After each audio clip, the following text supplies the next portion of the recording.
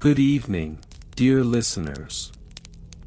As the gentle embrace of twilight settles around us, inviting a sense of calm and tranquility, I welcome you to this soothing journey into the past. Tonight, we will explore a rather unique and, dare I say, often overlooked chapter in history, the standardization of oar lengths for Viking longships. Now, I can hear your thoughts, oar lengths. How could that possibly be intriguing? But I assure you, dear friends, within this seemingly mundane topic lies a rich tapestry of craftsmanship, maritime practices, and the daily lives of those intrepid seafarers. As you settle into your comfortable space, allow the day's worries to drift away like a leaf on a serene lake. This is a time for relaxation and reflection, a gentle exploration of a world long gone, where the rhythmic pulse of oars in water harmonized with the wind's whisper through sails. Picture yourself aboard one of these magnificent vessels, gliding gracefully through the mists of time. The soft sound of waves lapping against the hull accompanies our exploration, creating a soothing backdrop for what is to come. Tonight, we will delve into various aspects of the history of Viking longship oar length standardization.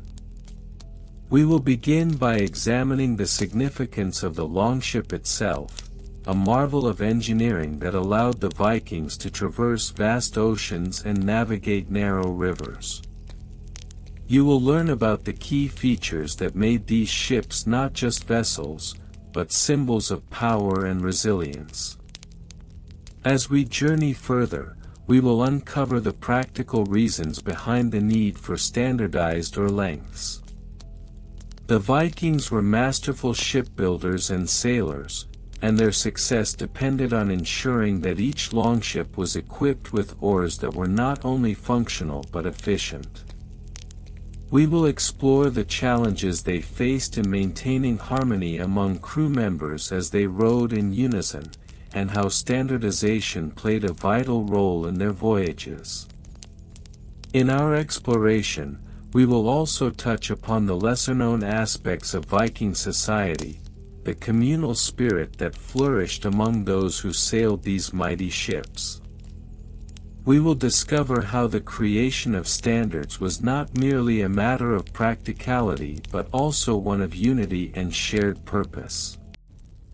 This connection to each other and the sea fostered a sense of belonging that echoed through the ages, inviting us to reflect upon our own connections with those around us. As we weave through the fabric of this history, I encourage you to breathe deeply, inhaling the calm that surrounds you. Let the gentle cadence of my voice guide you into a state of relaxation, where the past intertwines with the present, and the stories of those ancient mariners become a lullaby for your mind. You may find yourself drifting in and out of consciousness, and that is perfectly all right. This journey is meant to be a gentle exploration, a soothing balm for your thoughts, as we uncover the quiet significance of a topic that may seem dull at first glance but is rich with stories waiting to be told. With each passing moment, allow yourself to sink deeper into comfort, and let the soft waves of history wash over you. As we prepare to embark on this tranquil voyage through time, I invite you to close your eyes if you wish, letting the soothing imagery of Viking longships and their skilled oarsmen fill your mind. Now, as we transition into our main content, let us set sail on this serene exploration of Viking longship oar length standardization regulations. May it bring you peace, relaxation, and perhaps even a newfound appreciation for the intricacies of history that lie within the seemingly mundane. So, without further ado, let us begin our voyage into the past. The historical account of Viking longship or length standardization regulations is a subject that evokes little fervor and more tedium, yet it is a topic of significant importance for understanding the socio-political and maritime practices of the Norse people from the 8th to the 11th centuries. The first recorded mention of regulations regarding oar lengths can be traced back to the year 823 CE, in the region of Skane, which today is part of modern-day Sweden. In this period, the Viking Age was in its nascent stages, marked by the construction of longships that were adept at navigating both open seas and shallow rivers. These vessels, characterized by their elongated hulls, symmetrical ends, and shallow drafts, were crucial for the Vikings' exploration, trade, and raids. The earliest longships, such as the Gokstad and Oseberg ships, which would later be excavated and found in Norway in the late 19th century, featured oars of varying lengths, often influenced by the shipbuilder's preferences and the specific requirements of maritime expeditions. The standardization of oar lengths, however, did not emerge spontaneously. It was a gradual process that unfolded over several decades and involved various actors, including shipbuilders, sailors, and local chieftains. The earliest known regulations are attributed to local chieftains who convened during the Althing, an early form of an assembly or council held in the Icelandic territory, established around 930 CE. Notably, a prominent figure during this period was Njal or Gjerson, who is often cited in sagas as a legal authority and a proponent of maritime regulations. By the late 9th century, the lack of uniformity in oar lengths had become a significant issue. Sailors reported difficulties in maneuvering their vessels effectively, especially during raids or when navigating through narrow fjords. This led to a series of informal discussions among shipbuilders and mariners, who sought to establish a consensus on optimal oar lengths. The discussions culminated in the promulgation of an early regulation in 879 CE, which stipulated that oars should not exceed 3.6 meters in length for longships designed for open water, while those intended for river navigation should be no longer than 2.4 meters. These regulations were not universally adopted. Instead, they varied significantly from one region to another, leading to further confusion. In some instances, local customs prevailed over the newly established regulations, resulting in a patchwork of standards. The issue was exacerbated by the lack of a centralized authority to enforce these regulations across the disparate Viking settlements, which ranged from the coastal regions of Norway to the far reaches of the British Isles. By the year 1000 CE, the socio-political landscape had shifted, and the Viking community had begun to consolidate power within nascent kingdoms. It was during this time that King Olaf Tryggvason, who reigned from 995 to 1000 CE, took a pronounced interest in maritime affairs. He recognized the strategic importance of a unified naval force and sought to standardize oar lengths across his kingdom. This initiative was not purely for the sake of aesthetics or uniformity, rather, it was a measure aimed at enhancing naval efficiency in warfare and trade. Under King Olaf's administration, a series of decrees were issued mandating the lengths of oars used in longships.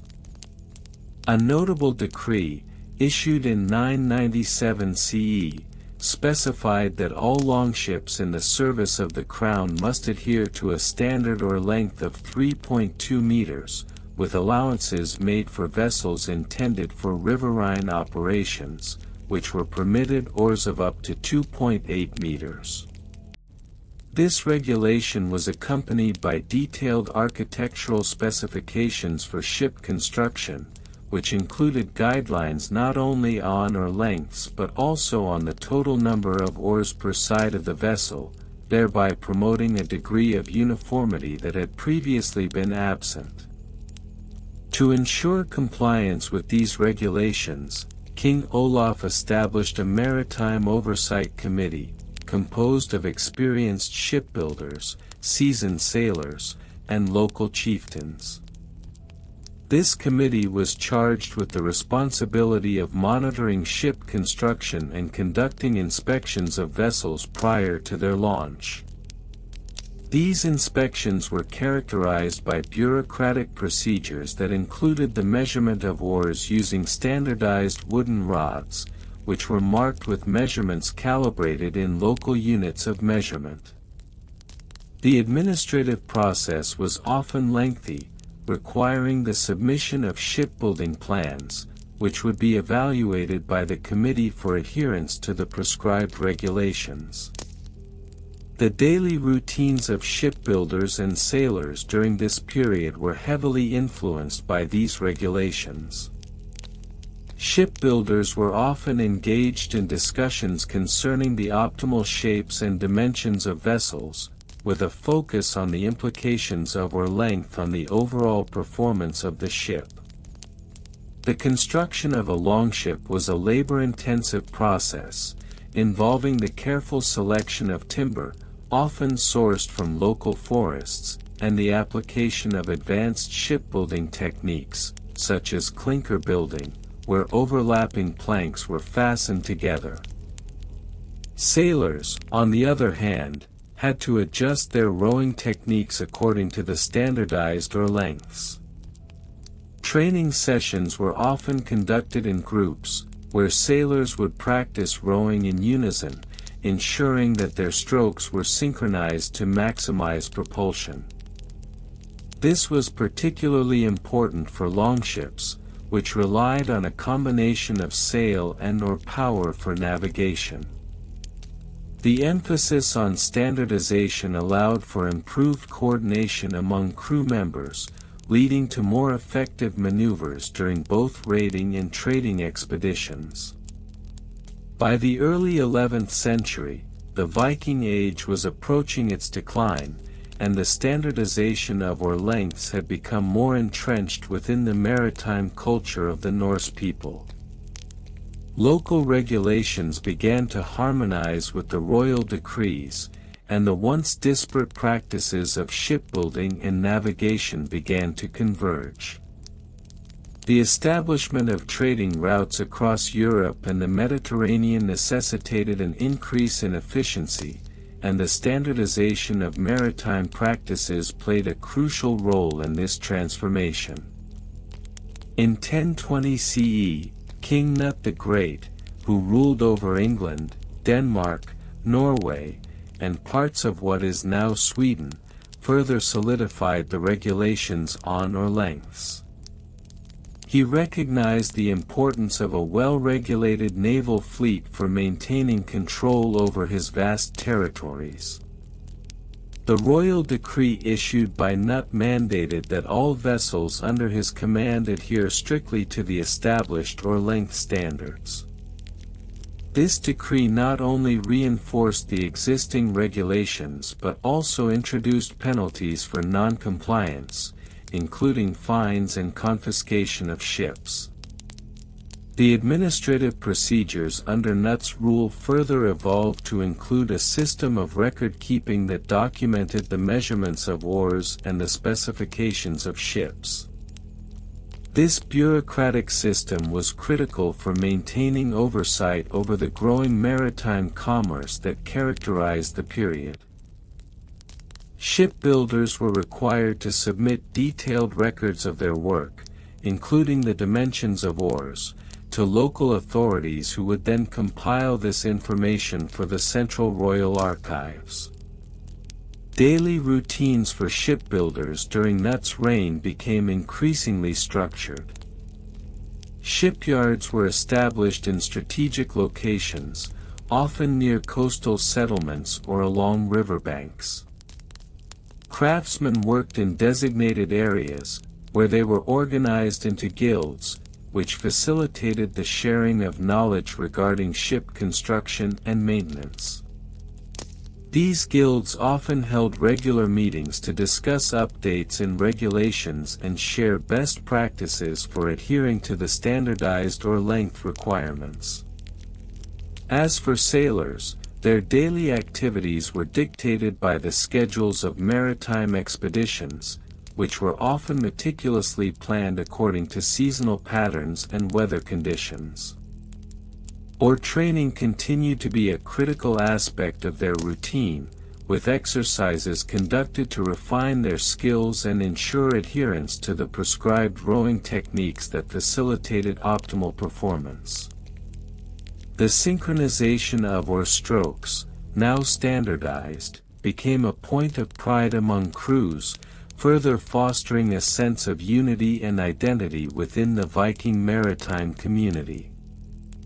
By the mid-11th century, as Viking raids began to wane and the focus shifted toward trade and diplomacy, the oar length standardization regulations remained a hallmark of Viking maritime practice. The last recorded mention of these regulations appears in a historical account dated 1066 CE, coinciding with the end of the Viking Age following the Battle of Stamford Bridge.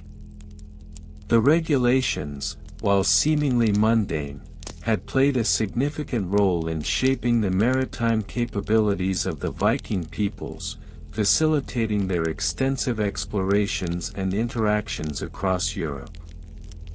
In conclusion, the dull history of Viking longship or length standardization regulations encapsulates the complexities of maritime practices within the Norse culture.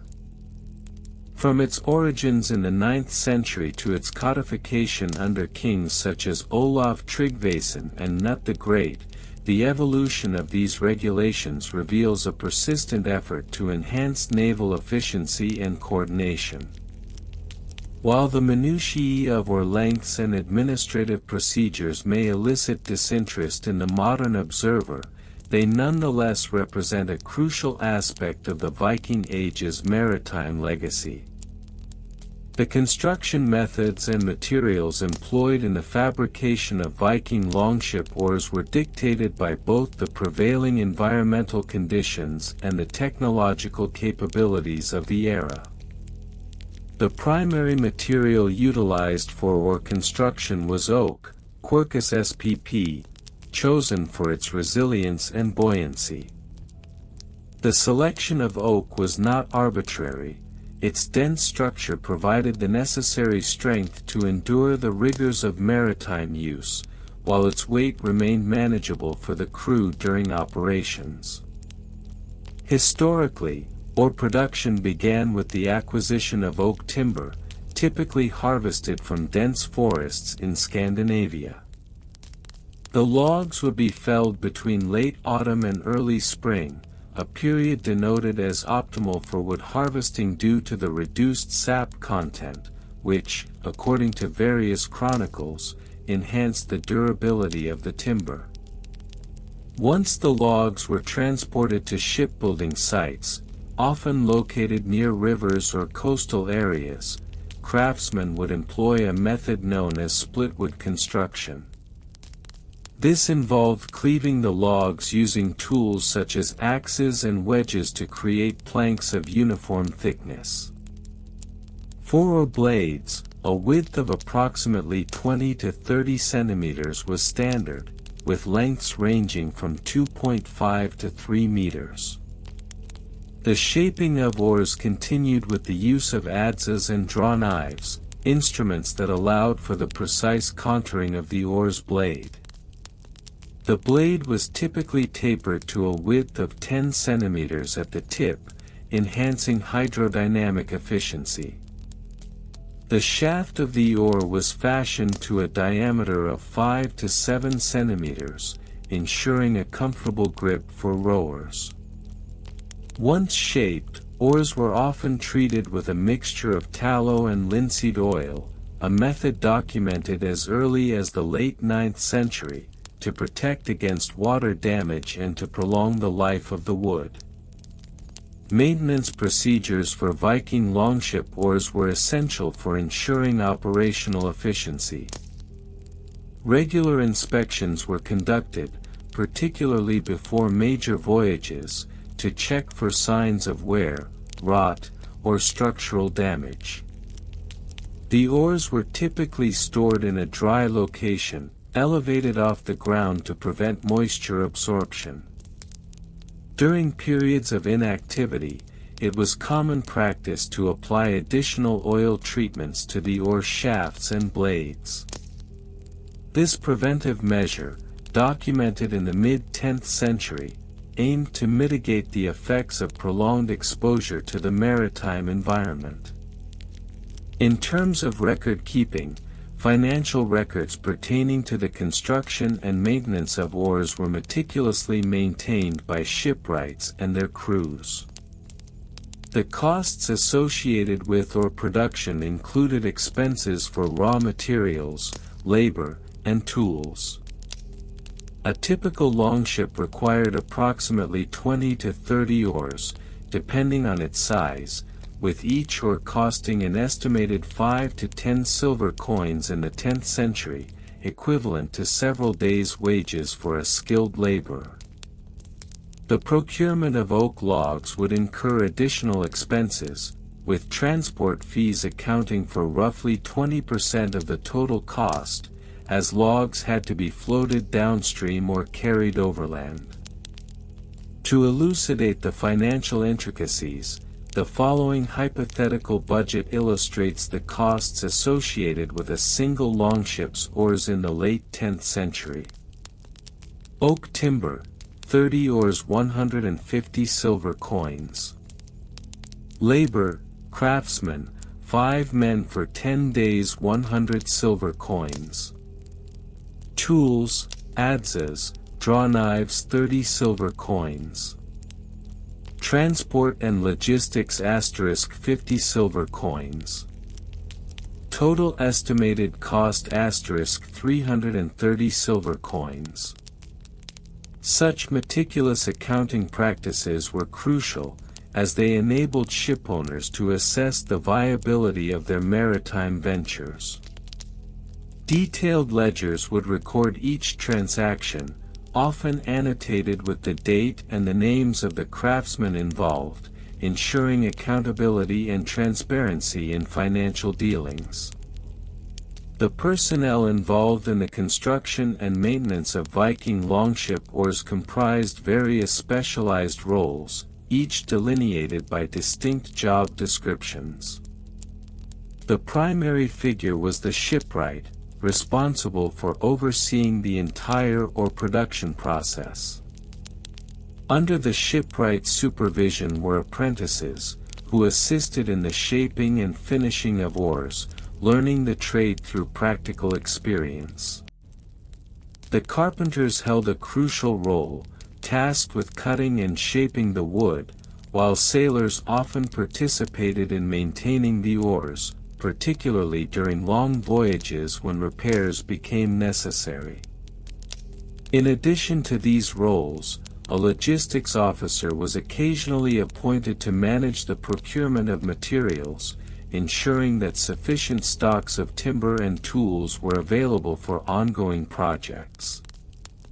This position became increasingly relevant as the demand for longships grew during periods of expansion and exploration. Notably, records from the mid-10th century indicate a burgeoning maritime trade network, which necessitated an efficient supply chain for shipbuilding materials. Technical specifications for Viking longship oars were codified into regulations that governed their dimensions, construction methods, and maintenance protocols.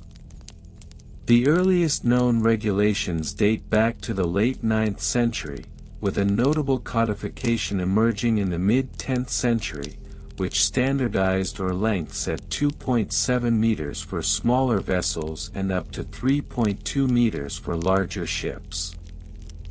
These regulations were vital in ensuring uniformity across the fleet, enabling better coordination during naval engagements and trade expeditions. The oar specifications were complemented by guidelines on the spacing of oarlocks, which were typically situated at intervals of 1.5 meters along the ship's side. This standardization facilitated efficient rowing, allowing for synchronized efforts among the crew. Each oarlock was designed to accommodate the oar's shaft comfortably, minimizing friction and wear.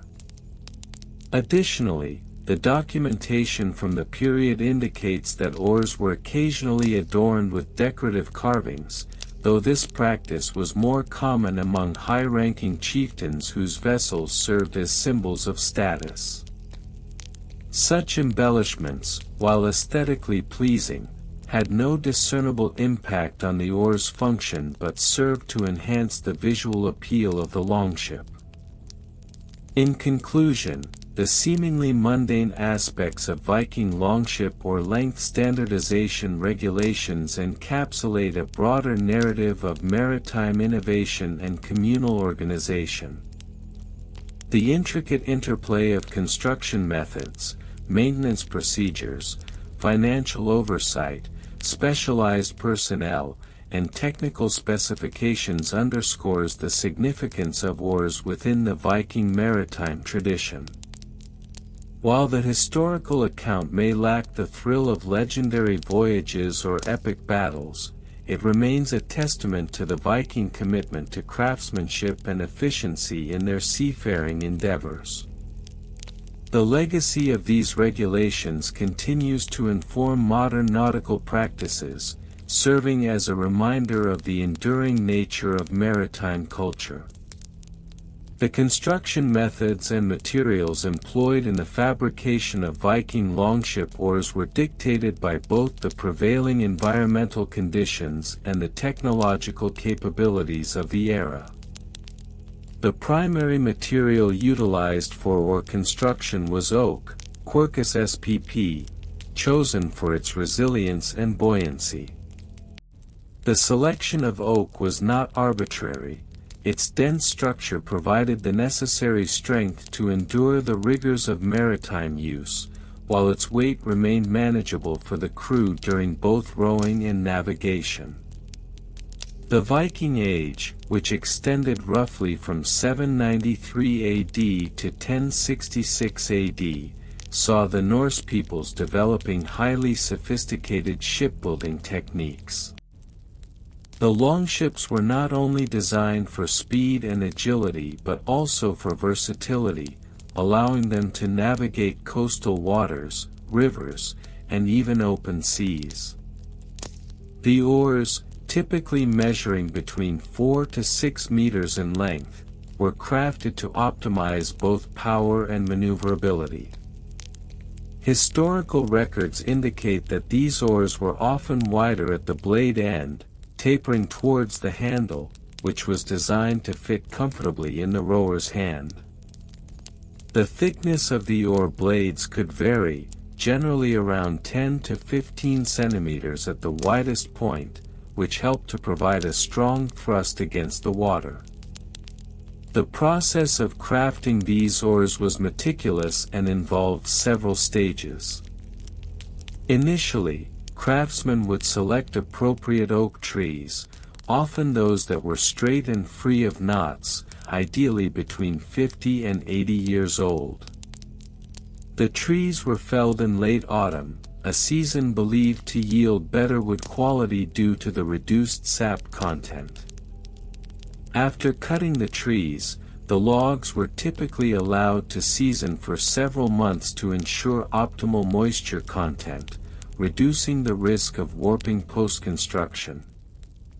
Once the wood was seasoned, the oars were shaped using tools such as axes, draw knives, and later, iron tools that became more common from the 11th century onwards. The shaping involved hewing the wood into a rough form before refining it into a more finished product. The oar blade would be shaped to create a spoon-like profile, which increased efficiency in water. This design was crucial for the longship's speed, allowing them to glide through water with minimal drag, an essential feature for the Viking raiders who often relied on surprise and speed. To ensure durability, the oars were often treated with natural oils or fish bladders to protect the wood from the harsh marine environment. This not only preserved the wood but also enhanced its flexibility and resistance to splintering.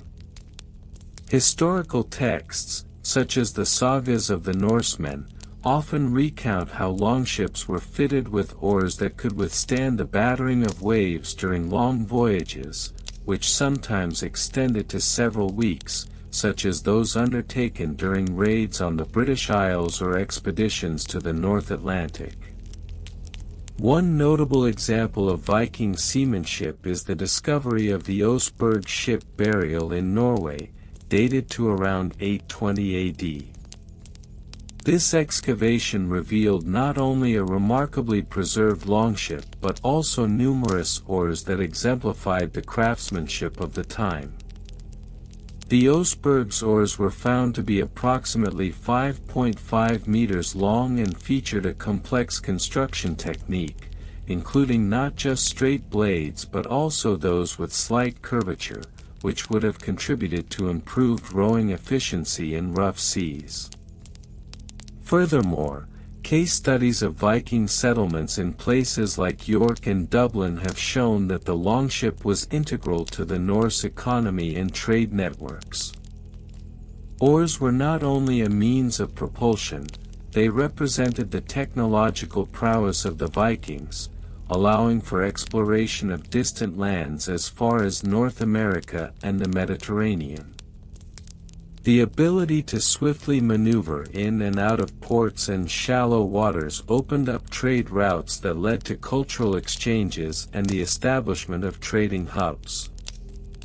In summary, the construction of Viking longship oars was a blend of environmental adaptation, technological innovation, and skilled craftsmanship.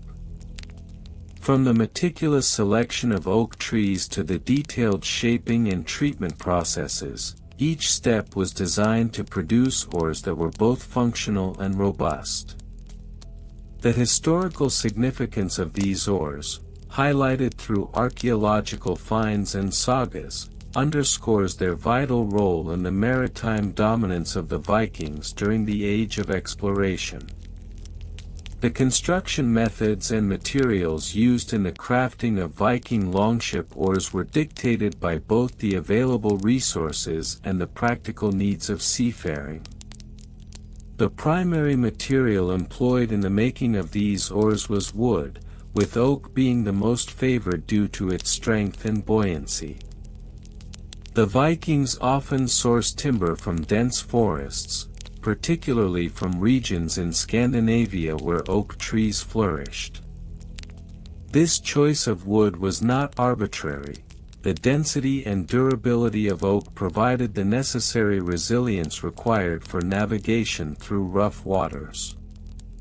The standard length of a Viking longship oar typically ranged from 3.5 to 4.5 meters, although variations existed depending on the specific class of the ship and its intended use. For instance, oars on larger vessels, such as the Nar, could measure up to 5 meters, while smaller ships like the Skade used shorter oars for enhanced maneuverability. The oars were constructed as long, tapered planks, with a thicker, broader blade at one end. The process began with the selection of suitable timber, which was then hewn into rough shape using axes and chisels.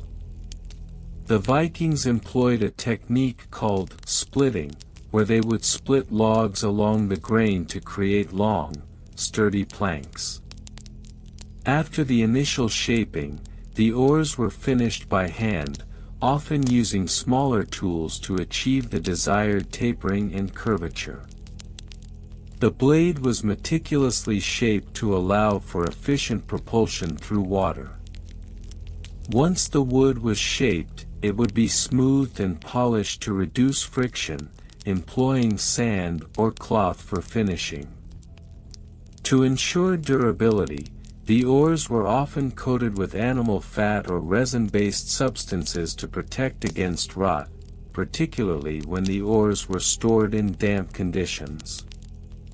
Maintenance procedures for these oars were critical to their longevity and performance.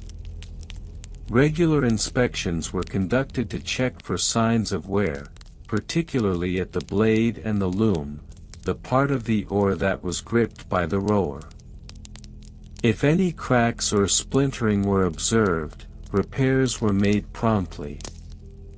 The oars were also routinely cleaned to remove salt and marine growth, which could degrade the wood over time. A common practice involved soaking the oars in fresh water for a brief period and then drying them in shaded conditions to avoid warping. Financial records and costs associated with the production and maintenance of Viking longship oars reveal a structured economy surrounding shipbuilding. In the early 10th century, for instance, the cost of a single oar could vary significantly based on the quality of the wood and the craftsmanship involved. Records indicate that a standard oar could cost between 10 to 15 silver pennies, while oars made from superior-grade oak could reach prices as high as 25 silver pennies. These costs were reflective of not only the material but also the labor involved in skilled craftsmanship. The financial burden of outfitting a longship was considerable. A typical longship would require multiple oars, anywhere from 20 to 30 depending on its size. Thus, the cumulative cost for outfitting a ship solely with oars could range from 200 to 750 silver pennies. Such expenditures would necessitate careful budgeting and allocation of resources, often leading to the establishment of collective labor agreements among shipbuilders and oar manufacturers. These agreements were formalized through contracts that outlined the costs, timelines, and responsibilities associated with the production of oars. Personnel involved in the oar production process included a variety of skilled tradesmen and laborers. The primary job title for those who specialized in crafting oars was oarmaker. Oarmakers were expected to possess extensive knowledge of wood types and their characteristics, as well as proficiency in hand tool techniques. A typical oarmaker's apprenticeship would last several years, during which they would learn to select, shape, and finish oars to the standards of the day. In addition to oarmakers, there were also individuals responsible for the maintenance of the oars. These included the ship's carpenter, who would oversee the general upkeep of the ship and its components, including oars. The carpenter's duties would often extend to repairing damaged oars or replacing them when necessary. Shipowners frequently employed a crew of rowers, who were responsible not only for using the oars but also for conducting basic maintenance on them during voyages, such as cleaning and checking the oars for damage after long stretches at sea. Technical specifications for Viking longship oars were relatively standardized, although variations existed based on the intended use of the ship. As mentioned, the typical oar length was between 3.5 to 4.5 meters, with a blade width of approximately 20 to 30 centimeters. The design of the blade played a crucial role in the efficiency of propulsion. Thus, or blades were often shaped with a slight curve to facilitate easier entry into the water and reduce resistance. The loom of the oar, which was the part that was grasped by the rower, typically measured about 1 meter in length. The thickness of the loom varied but was generally around 5 centimeters, which provided a comfortable grip for the rowers. The tapering of the oar from the loom to the blade was gradual, allowing for a balance between strength and flexibility. In conclusion, the construction methods and materials, maintenance procedures, financial records, personnel, and technical specifications of Viking longship oars reflect a detailed and systematic approach to shipbuilding during the Viking Age. The standardized regulations surrounding oar length and construction were essential to the efficiency and effectiveness of Viking maritime endeavors, contributing significantly to their dominance on the seas. This attention to detail in the mundane aspects of shipbuilding and oar production is a testament to the Vikings' pragmatic approach to their seafaring lifestyle and their remarkable achievements in exploration and trade. The construction methods and materials used in the crafting of Viking longship oars were dictated by both the available resources and the practical needs of seafaring. The primary material employed in the making of these oars was wood, with oak being the most favored due to its strength and buoyancy. The Vikings often sourced timber from dense forests, particularly from regions in Scandinavia where oak trees flourished. This choice of wood was not arbitrary. The density and durability of oak provided the necessary resilience to withstand the harsh conditions of the North Atlantic and the Baltic Sea. The construction of an oar began with the selection of high-quality timber. The Vikings typically harvested oak trees that were at least 70 to 100 years old, ensuring a robust grain structure. The process of felling trees would take place in late autumn or winter, when the sap was low, making the wood less prone to warping. This practice aligns with historical evidence that suggests the Vikings had a deep understanding of seasonal cycles and the properties of their materials. Once the oak trees were felled, the logs were transported to shipbuilding sites, where they would be cut into the desired lengths.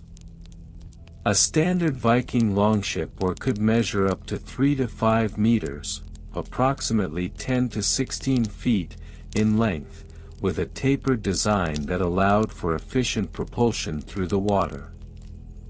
The oar's blade, which was typically around 20 to 30 centimeters, 8 to 12 inches, wide at its widest point, was crafted to provide maximum surface area for effective rowing, while minimizing drag.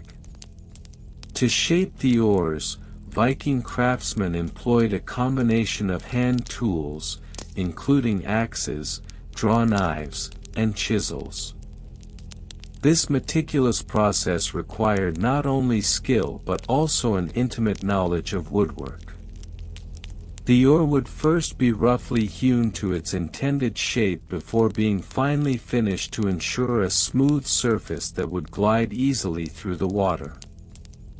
The Vikings were known to apply animal fat or natural oils to the finished oars, enhancing their durability against the elements. An excellent example of Viking craftsmanship can be seen in the ship burial at Oseberg, Norway, dating back to the early 9th century. Excavations at this site revealed not only a magnificent longship but also a plethora of well-preserved oars, which showcased the intricacies of Viking shipbuilding techniques. The Oseberg ship, measuring 21.5 meters, 70 feet, in length, featured 15 pairs of oars, each meticulously crafted and designed to be both functional and aesthetically pleasing. The Vikings were not just seafarers but also traders and warriors, and the design of their longship oars reflected these multifaceted roles. In battle, the oars could be used for quick maneuvers, allowing longships to outpace and outmaneuver larger vessels. Moreover, the ability to row efficiently powered the ships during calms, which was crucial for navigating the often unpredictable waters of the North Sea. In addition to oak, other types of wood, such as ash and pine, were sometimes utilized for specific parts of the oar or in different designs. Ash was lighter and flexible, making it a suitable choice for the oar's shaft, while pine could be used for the oar's grip. The Vikings' ability to select and combine different wood types showcased their adaptability and resourcefulness in shipbuilding. Another fascinating aspect of Viking oar construction was the incorporation of iron fittings. The oarlocks, known as thulls, were often made of iron and secured to the gunwales of the ship, allowing the oars to pivot freely while rowing. These thulls were essential for providing stability and control during navigation. The use of iron fittings also illustrated the Vikings' advanced metallurgy and craftsmanship, which were critical to their success as mariners. Historically, the Vikings began their expansive maritime ventures around the late 8th century, with the infamous raid on Lindisfarne in 793 AD marking the beginning of the Viking Age. This period was characterized by remarkable developments in shipbuilding and navigation, with longships becoming iconic symbols of Viking prowess. The longship, with its shallow draft and symmetrical ends, allowed for both ocean voyages and river navigation, enabling the Vikings to explore, trade, and raid across vast distances, from the British Isles to the shores of North America. In conclusion, the construction of Viking longship oars was a testament to the ingenuity and adaptability of the Norse craftsmen. By utilizing local resources, advanced woodworking techniques, and a deep understanding of their maritime environment, the Vikings created efficient and durable oars that played a critical role in their seafaring exploits. The legacy of these oars and the ships they propelled continues to fascinate historians and archaeologists, providing invaluable insights into the lives and skills of the Viking people. The construction of Viking longship oars was primarily influenced by the materials available in Northern Europe, particularly oak, which was favored for its strength and durability. Historical records indicate that oak trees were often sourced from the expansive forests that covered Scandinavia. The selection of wood was crucial, as the quality of the timber directly impacted the oar's performance and longevity. By approximately 800 CE, the standard length of a Viking longship oar varied between 3.5 to 4.5 meters, with most falling around 4 meters. This measurement was determined not only by the intended use of the vessel but also by the physical dimensions of the crew.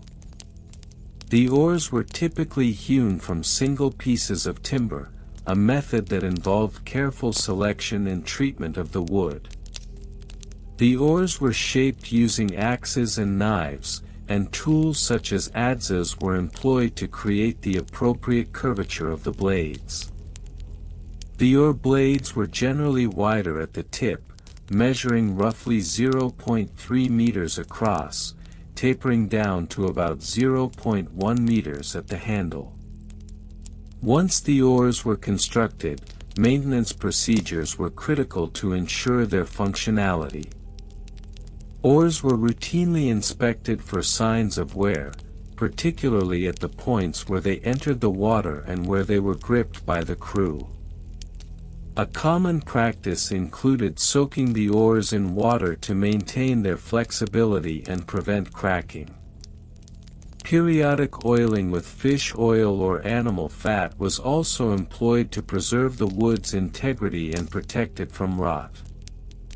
Records from the late 900s indicate a systematic approach to maintenance, with specific intervals, approximately every 2 weeks during the sailing season, set for such inspections and treatments.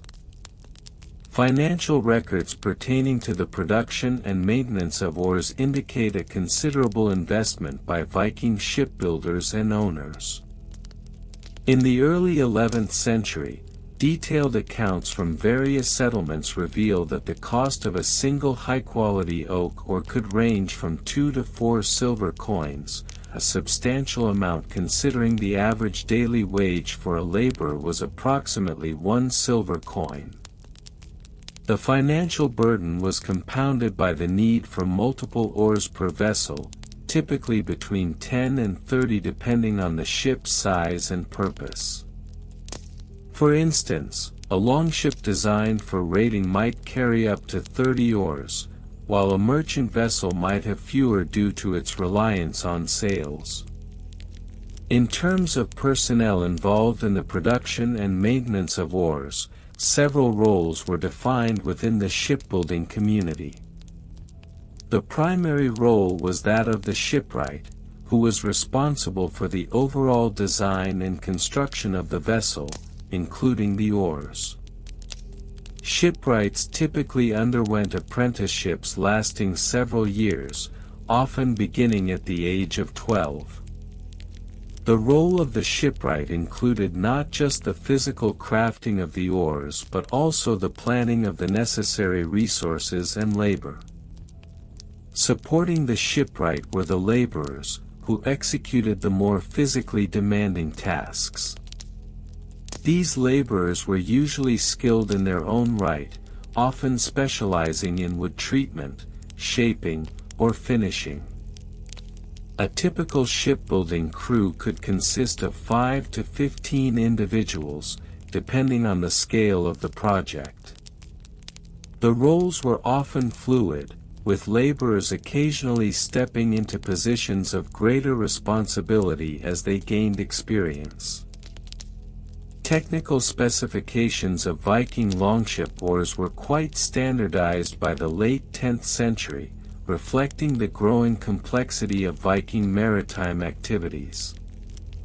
The oar's handle typically measured between 1.2 and 1.5 meters in length, designed to provide adequate leverage for the rowers. The ratio of blade length to handle length was generally maintained at about 3 to 1, which facilitated effective propulsion when rowing. The blade itself would have a slight curve, allowing for a more efficient stroke through the water. In addition to the dimensions, the design of the oar also considered the weight distribution. A well-balanced oar would weigh between 2 and 3 kilograms, ensuring that it could be maneuvered easily by the rower. The oars were often painted or adorned with simple carvings, although this was more common among higher status vessels as a means of displaying wealth and craftsmanship. Records from the early 11th century also indicate that there were various regional differences in oar design, influenced by local maritime conditions and cultural practices. For example, oars from the regions surrounding the Baltic Sea were often slightly longer and narrower than those produced in Norway or Denmark, reflecting the differing navigational requirements and rowing techniques employed by various Viking groups. In summary, the construction, maintenance, financial aspects, personnel roles, and technical specifications of Viking longship oars reveal a significant degree of organization and standardization. The careful selection of materials, the systematic approach to maintenance, and the defined roles within the shipbuilding community all contributed to the effectiveness of these vessels. The oars themselves, while seemingly mundane, played a pivotal role in enabling the Vikings to navigate and exploit waterways across vast distances, further solidifying their legacy as formidable seafarers in the annals of history. The construction of Viking longship oars was primarily influenced by the materials available in Northern Europe, particularly oak, which was favored for its strength and durability. Historical records indicate that oak trees were often sourced from the expansive forests that covered Scandinavia. The selection of wood was crucial, as the quality of the timber directly impacted the oar's performance and longevity. By approximately 800 CE, the standard length of a Viking longship oar varied between 12 to 16 feet, with a typical oar for a larger ship reaching around 14 feet. These dimensions allowed for optimal leverage while rowing, ensuring that the vessel could be propelled efficiently through both calm and turbulent waters. The oars were typically made from a single piece of wood, which was carefully selected for its grain and straightness. Craftsmen often looked for trees that had grown in conditions that produced tight growth rings, as these were less likely to warp or break under stress. The process of creating oars began with the felling of oak trees, which were usually done in late autumn or early winter, around November to January, when the sap was down, making the wood less prone to splitting.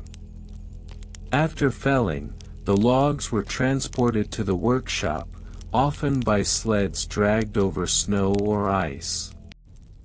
Once at the workshop, the wood was debarked and cut to the desired length using axes and saws, tools that were commonly used by Viking shipbuilders of the time. After cutting, the wood was left to season for several months, a process that allowed moisture to escape and the wood to harden, thereby enhancing its strength. This drying process was critical. Improperly dried wood could lead to warping or cracking during the crafting of the oar. Once dried, the oars were shaped using a combination of hand tools, including knives, chisels, and adzes. The blade of the oar was typically tapered to a thin edge, which allowed it to slice through the water more efficiently, minimizing drag and maximizing speed. For example, the famous Gokstad ship, which dates back to around 850 CE, had oars that were representative of the Viking shipbuilding tradition. Archaeological findings reveal that the Gokstad longship had 16 oars on each side, making it capable of accommodating a crew of 30 to 40 men for rowing. The oars were crafted not only for functionality but also for aesthetic appeal, often featuring intricate carvings and decorations that reflected the shipbuilder's craftsmanship and the cultural significance of the vessel. Additionally, the technique of clinker building, which involved overlapping wooden planks to create a strong hull, complemented the design of the oars. The oars were often fitted into oar ports, which allowed for easy removal and replacement, a crucial feature for maintaining the vessel during long voyages. This construction method enabled Viking longships to be both lightweight and robust, allowing them to navigate various waterways, from the open seas to shallow rivers. In terms of historical context, the Viking Age, which spanned from about 793 CE to 1066 CE, marked a significant period of maritime exploration and expansion. The longships were integral to this era, allowing the Vikings to travel as far as the Mediterranean, North America, and the Caspian Sea. The craftsmanship of oars played a pivotal role in these journeys, as rowing was often necessary for maneuvering in coastal waters, fjords, and narrow rivers. A notable case study is the Viking expedition led by Leif Erikson around 1000 CE, where he is believed to have reached the shores of present-day Newfoundland, Canada. The journey required skilled rowing to navigate the challenging waters of the North Atlantic and the Gulf of St. Lawrence. Erikson's crew would have relied heavily on their oars, which had to be both strong and flexible to withstand the rigors of ocean travel. Moreover, the Vikings adapted their oar designs based on the specific needs of their voyages. For instance, during long-distance sea voyages, oars were designed to be lightweight and streamlined to enhance speed and efficiency. In contrast, oars used for river navigation might have been thicker and sturdier, as they faced the challenges of strong currents and rocky bottoms. To further understand the significance of oars in Viking navigation, one can look to the archaeological findings at the Oseberg ship burial, dated around 834 CE. This ship contained a total of 15 oars, each meticulously crafted and preserved, providing a glimpse into the sophisticated shipbuilding techniques of the time. The presence of these oars, along with the artifacts found in the burial site, highlights the importance of maritime prowess in Viking culture, as well as the respect afforded to those who undertook the perilous journeys across the seas. In conclusion, the construction of Viking longship oars was a complex process influenced by the availability of materials, the crafting techniques of skilled artisans, and the demands of maritime exploration. From the careful selection of oak to the intricate shaping of the oars, each step was vital in ensuring that Viking longships remained an enduring symbol of their seafaring legacy. As we continue to uncover the history of the Viking Age, the role of oars in these incredible vessels serves as a testament to the ingenuity and resilience of the Vikings as they navigated the vast and often treacherous waters of their time. The construction methods of Viking longship oars were subject to a set of informal standards that emerged during the Viking Age, approximately between 793 AD and 1066 AD. These standards, while lacking formal documentation, were shared through oral traditions and practical experience among shipbuilders. Most commonly, oars were constructed from locally sourced hardwoods, primarily oak, Quercus spp, and ash, Fraxinus excelsior, due to their availability and strength. The length of the oars generally ranged from 12 to 16 feet, approximately 3.66 to 4.88 meters, with the average being around 14 feet, 4.27 meters. The construction process began with the selection of timber, which was typically harvested in the winter months when the sap was down, rendering the wood less susceptible to pests and decay.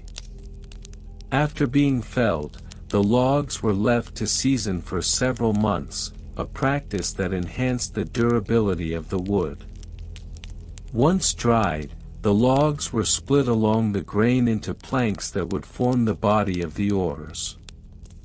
A process known as greenwood working was employed to shape the oars, as the wood was more malleable when freshly cut. The shaping was done using hand tools such as axes and chisels, which were integral to the shipwright's toolkit. The oar was crafted with a tapered blade at one end, which was designed to minimize water resistance and enhance propulsion. The dimensions of the blade varied, but a standard size would be approximately 12 inches, 30.48 centimeters, in width and 3 inches, 7.62 centimeters, in thickness, tapering down to a point to facilitate entry into the water. The other end of the oar featured a grip, typically wider and rounded, allowing the rowers to maintain a secure hold during navigation. Maintenance procedures for Viking longship oars were equally meticulous and vital for ensuring their longevity. Oars were regularly inspected for signs of wear and damage, with particular attention paid to the blade, which was prone to splintering and chipping. It was common practice to sand down rough spots and apply a mixture of fish oil and beeswax to protect the wood from moisture and prevent it from rotting. This application was generally repeated every few voyages, particularly before long journeys. In terms of financial records and costs, the economic implications of constructing and maintaining longship oars were considerable. While specific records from the Viking Age are scarce, estimates based on archaeological findings suggest that the cost of a single oar could range from 1 to 2 silver pieces, depending on the quality of the wood and the craftsmanship involved. This price reflects not only the material costs but also the labor involved in the crafting of each oar. The financial aspect was further complicated by the necessity for multiple oars per ship. A typical longship could carry anywhere from 20 to 30 oars, depending on the size of the vessel. Therefore, the total investment in oars for a single ship could amount to upwards of 40 to 60 silver pieces, a significant sum in the context of Viking society, where a skilled craftsman might earn around 1 silver piece per day. Personnel involved in the construction and maintenance of these oars included shipwrights, carpenters, and apprentices.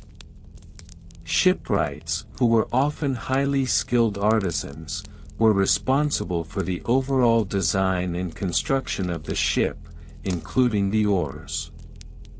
Their role required not only technical skill but also an understanding of hydrodynamics to optimize the oar design for efficiency.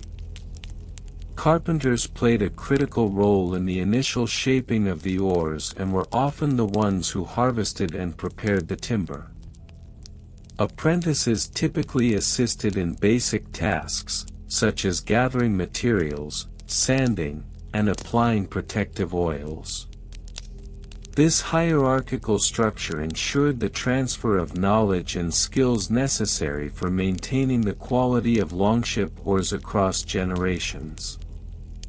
The technical specifications of Viking longship oars were defined by their essential function in rowing and maneuvering the vessel.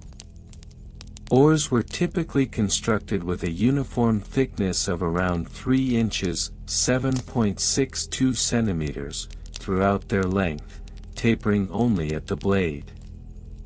The standard oar length of 14 feet (4.27 meters) facilitated optimal leverage, allowing a rower to maximize their force while minimizing fatigue.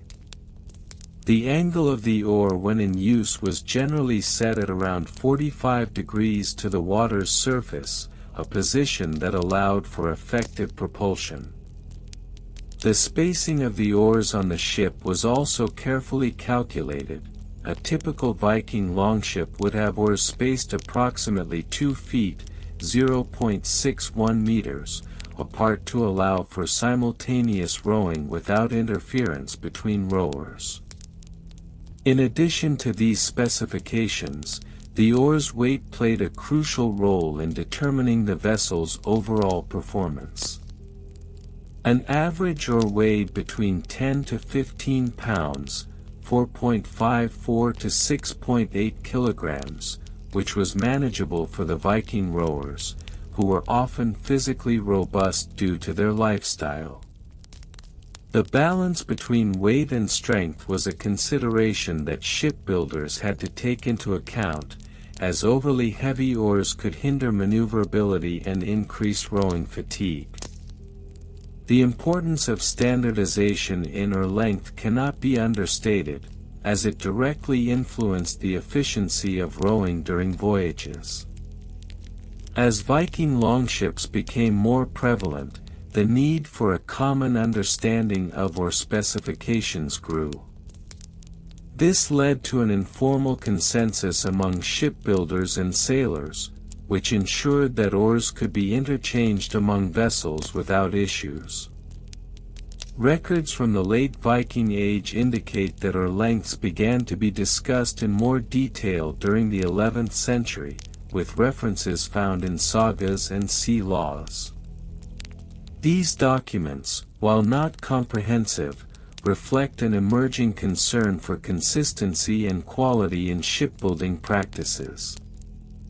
Although no formal regulatory body exists in the historical record, it is evident that shipbuilders began to establish their own methods for measuring and crafting oars to align with prevailing maritime practices. Moreover, the transition from wooden to iron fittings for oar blades in certain regions during the late Viking Age marked a significant evolution in oar construction methods. The adoption of these materials aimed to enhance durability and reduce maintenance needs, although it also increased the costs associated with the production of oars. This shift highlights the adaptability of Viking shipbuilders in response to changing environmental and economic conditions.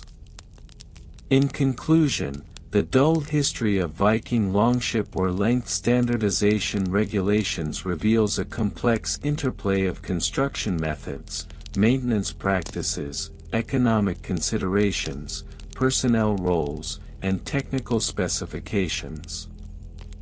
While the Vikings are often celebrated for their daring explorations and conquests, the meticulous attention to detail in the production and upkeep of their oars underscores a lesser-known aspect of their ingenuity.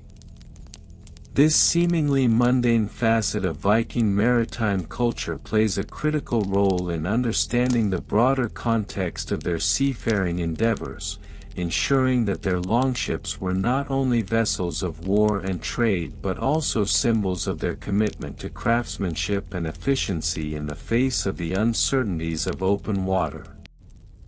### The dull history of Viking longship oar length standardization regulations, Part 6. ### Regional variations and comparisons. Throughout the Viking Age, which spanned roughly from the late 8th century to the early 11th century, the design and construction of longships varied significantly across different regions inhabited by the Norse. This regional variation extended not only to hull design and sail configuration but also to the length and construction of oars.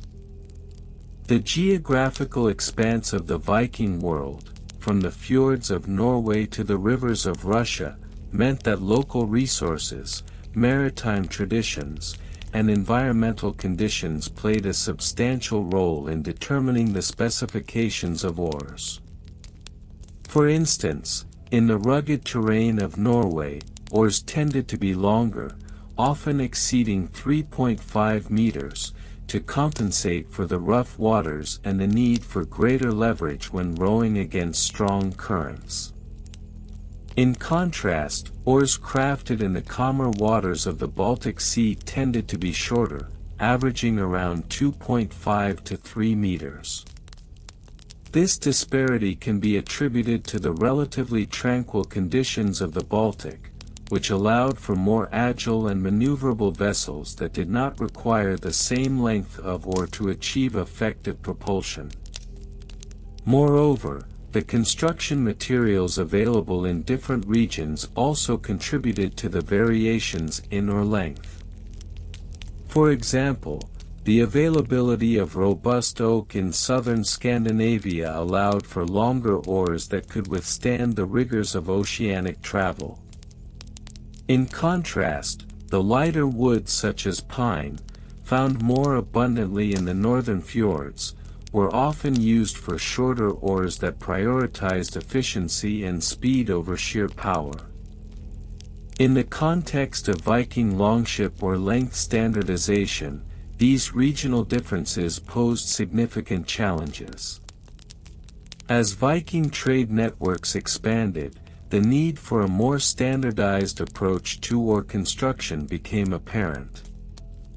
This was not merely for the sake of uniformity, rather, the advent of trade necessitated a common understanding of oar specifications to ensure compatibility among fleets, especially during joint maritime ventures or raids.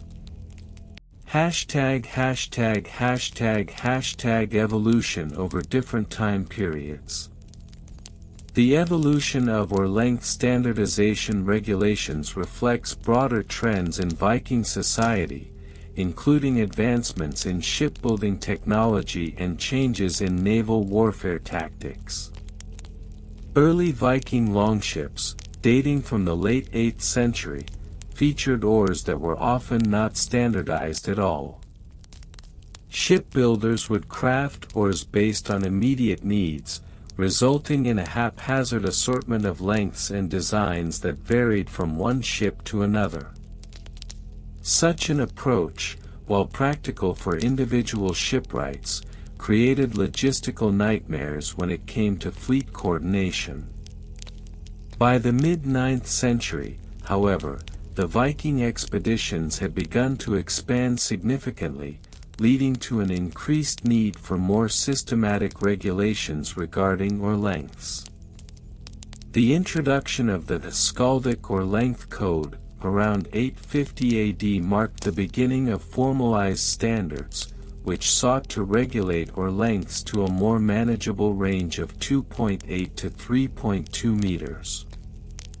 This code emerged in response to the growing complexity of Viking maritime operations, as larger fleets necessitated a more uniform approach to shipbuilding and crew training.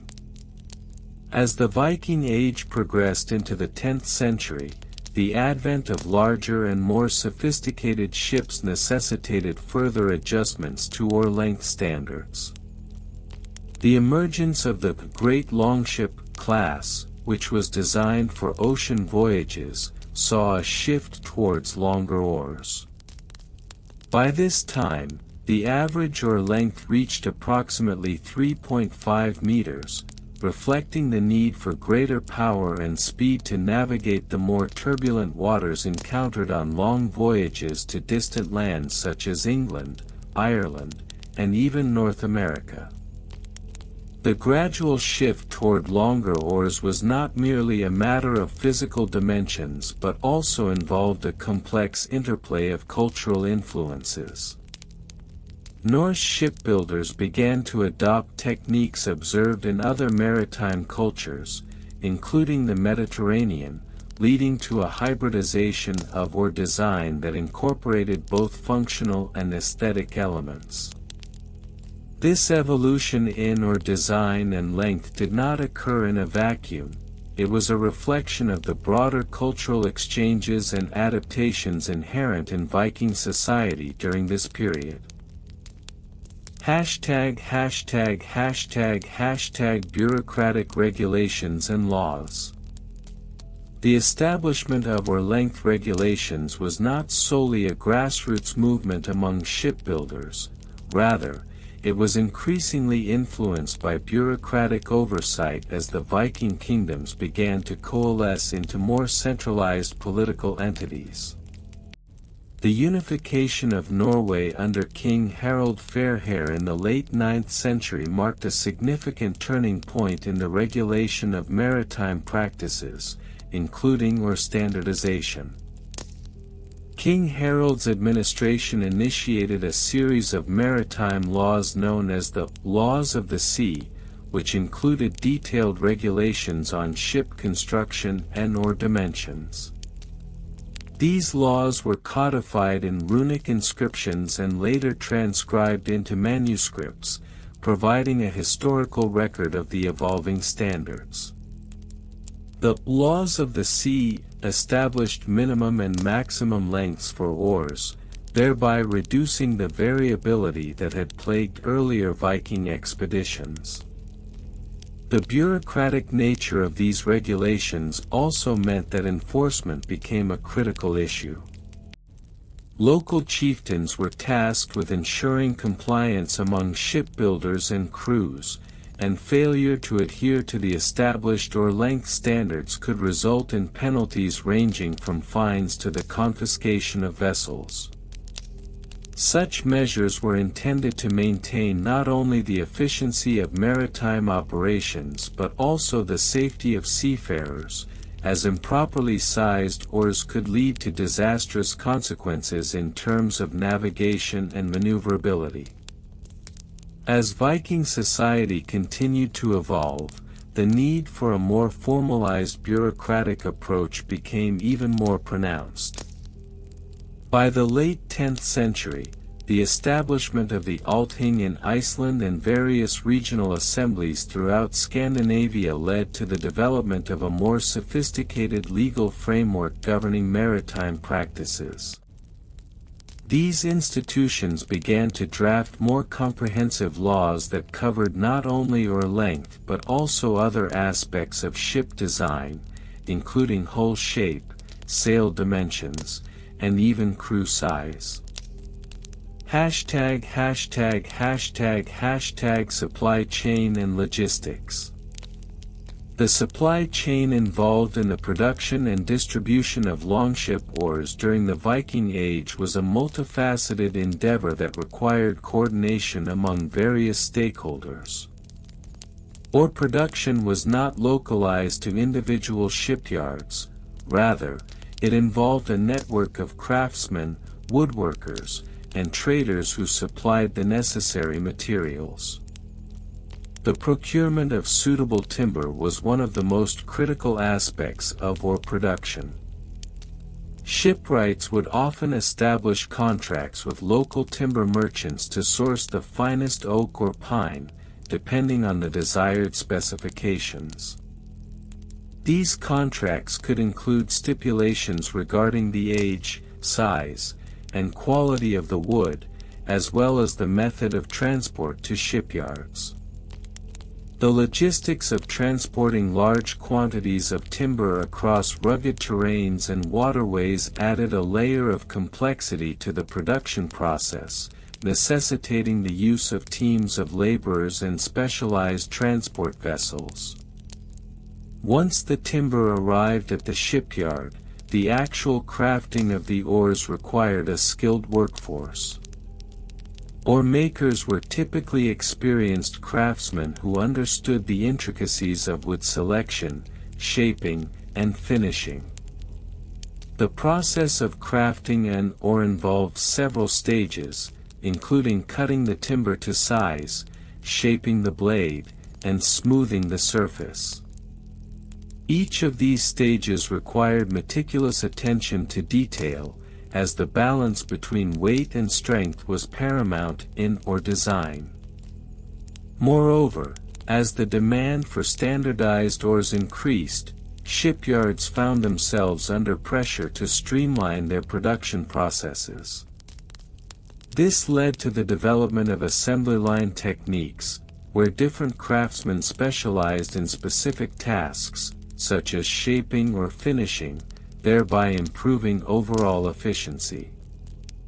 The logistics of managing such a production process necessitated careful planning and record-keeping, as each oar had to meet the established length and quality standards set forth by the regulatory bodies. Trade networks played a significant role in the distribution of oars as well. As Viking longships traveled further afield, oars became a commodity in their own right. The rise of trade routes connecting Scandinavia to other parts of Europe and beyond created opportunities for the exchange of not only goods but also ideas and practices related to shipbuilding and/or design. This exchange further influenced standardization efforts, as shipbuilders began to adopt techniques and materials from other cultures, leading to an evolution in Viking maritime practices. ####Record-keeping methods. The meticulous nature of oar-length standardization regulations necessitated comprehensive record-keeping methods, which evolved over time. Initially, oar lengths were documented using a combination of oral traditions and rudimentary written records, often inscribed on wooden tablets or parchment. Such records would include details about the specific lengths of oars, the materials used, and the names of the craftsmen involved in their production. As Viking society transitioned toward more centralized governance, record-keeping practices became more formalized.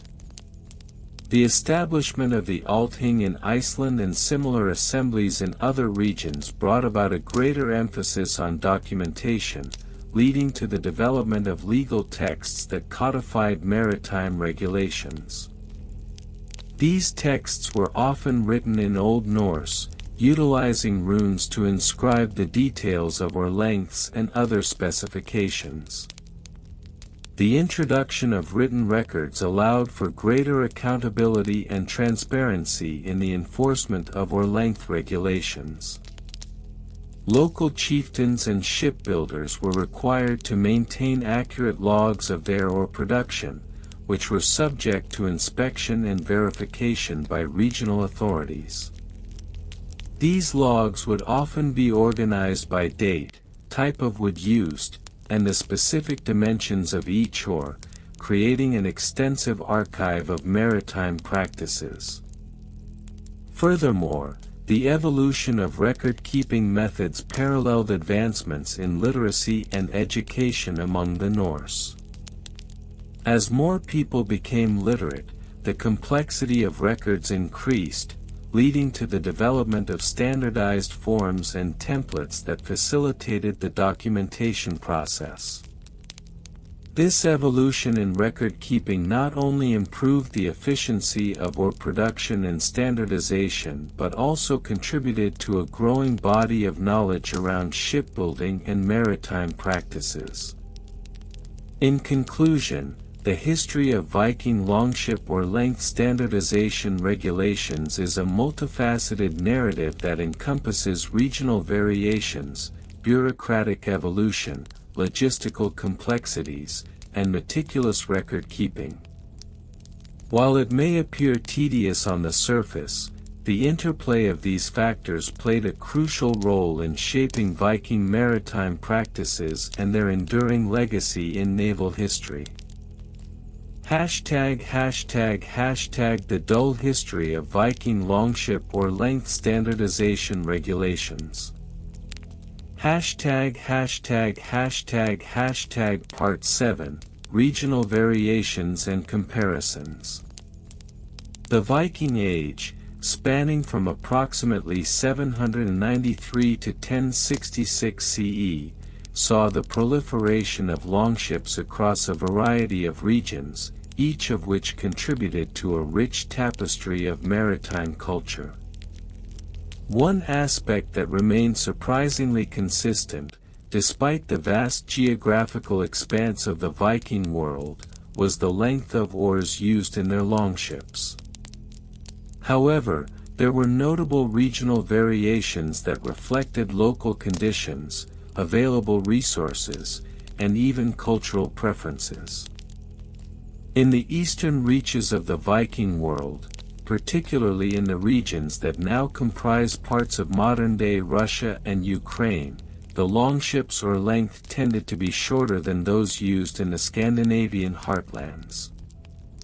This discrepancy can be attributed to the unique navigational challenges posed by the shallow rivers and wetlands of Eastern Europe. Shorter oars allowed for easier maneuverability in these constrained waterways, enabling Viking raiders and traders to transport goods and personnel with greater efficiency. In contrast, the oars of ships originating from the fjords of Norway and the coastal regions of Denmark were often longer, reflecting the necessity for greater leverage and power when navigating the turbulent waters of the North Atlantic. Comparatively, the oars from the southernmost Viking settlements, such as those found in the British Isles, demonstrated a blend of both influences. The longer oars favored by Scandinavian longships were adapted to suit the local conditions, resulting in hybrid designs that were a testament to the Vikings' ability to integrate and utilize local knowledge. This melding of oar lengths not only facilitated effective navigation but also fostered a sense of maritime identity that was unique to each region. #######Part 8, Evolution over different time periods. The evolution of longship oar length regulations can be traced through distinct phases that reflect broader technological and social changes within Viking society. Initially, during the early Viking Age, oars were constructed from local timber sources, primarily oak and ash, which dictated their dimensions. The lengths of these oars varied considerably, often determined by the craftsman's interpretation of what was suitable for the type of vessel being constructed. This lack of standardization led to a myriad of designs that could be classified as either long or short, but without a precise metric for measurement. As the Viking Age progressed, the need for consistency became apparent. With increasing trade, more standardized practices emerged. By the late 9th century, evidence suggests that oar lengths began to stabilize around a common measurement, which would later be codified into regional regulations. Notable archaeological finds, such as shipwrecks and remnants of oar craftsmanship, indicate that oar lengths were slowly shortening in certain areas, reflecting advancements in shipbuilding techniques that allowed for more efficient propulsion with less physical exertion. The 10th century marked a significant turning point as Viking maritime activities expanded into new territories. This expansion necessitated a more formalized approach to shipbuilding and/or production. Guilds of shipbuilders began to emerge, and with them came the establishment of guidelines for oar lengths, which were often inscribed in local laws. These regulations were not merely bureaucratic, they provided a framework for ensuring that vessels were equipped for their intended purposes, whether they were for trade, warfare, or exploration. By the 11th century, as Viking influence waned and integration with other cultures increased, oar lengths began to reflect a wider array of influences. The once rigid standards began to incorporate elements from other maritime traditions, illustrating a gradual shift towards a more collaborative approach to shipbuilding.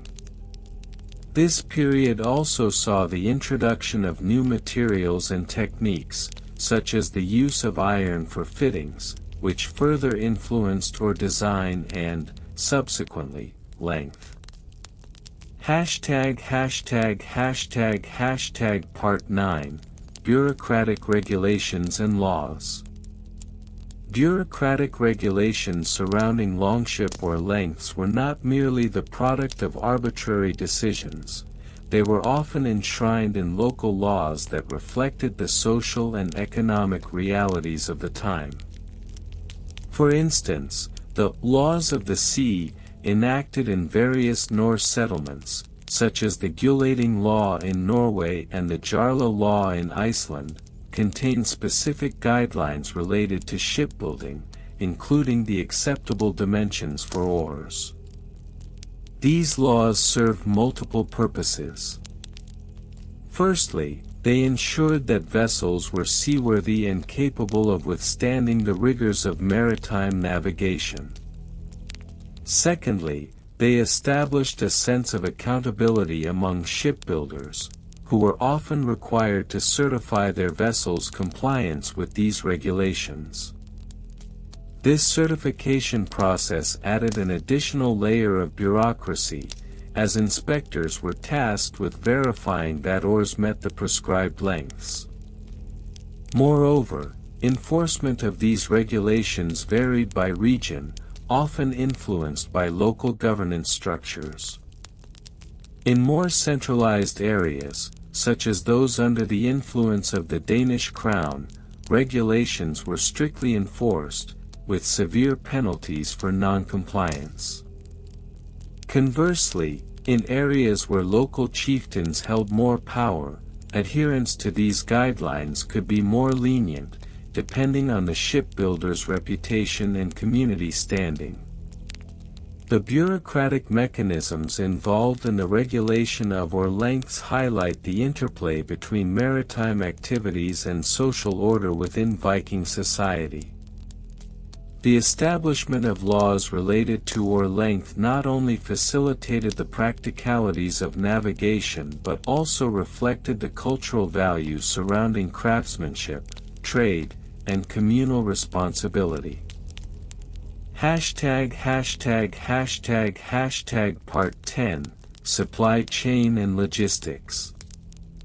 The logistics involved in the production and distribution of longship oars were inherently complex, requiring coordination between various stakeholders, including timber suppliers, shipbuilders, and maritime traders. The materials used for oars, primarily wood, were sourced from local forests, which necessitated a robust supply chain capable of managing the demands of shipbuilding. The transportation of timber to shipyards was often a labor-intensive process, involving not only the felling of trees but also the careful selection of suitable specimens. Craftsmen favored specific types of wood, such as oak for its strength and ash for its flexibility, which further complicated logistics. Once harvested, timber would be transported via rivers or coastal routes, often in long fluvial or maritime journeys that required careful planning to avoid delays. Additionally, the need for consistent oar lengths meant that shipbuilders had to keep track of their inventory carefully. This was particularly important in regions where different types of timber could lead to variations in weight and buoyancy, factors critical to a ship's performance. Shipbuilders often maintained meticulous records of their timber supplies, noting the lengths and types of oars they produced, which were crucial for both compliance with local laws and for managing client expectations. The supply chain also extended beyond the immediate vicinity of shipyards. Long-distance trade networks facilitated the exchange of materials and ideas, as Viking traders traveled as far as the Byzantine Empire, bringing back new techniques and knowledge that influenced oar construction. This cross-regional exchange of information contributed to the gradual evolution of oar length standards, as craftsmen adapted foreign techniques to local practices, leading to a more refined approach to shipbuilding. #####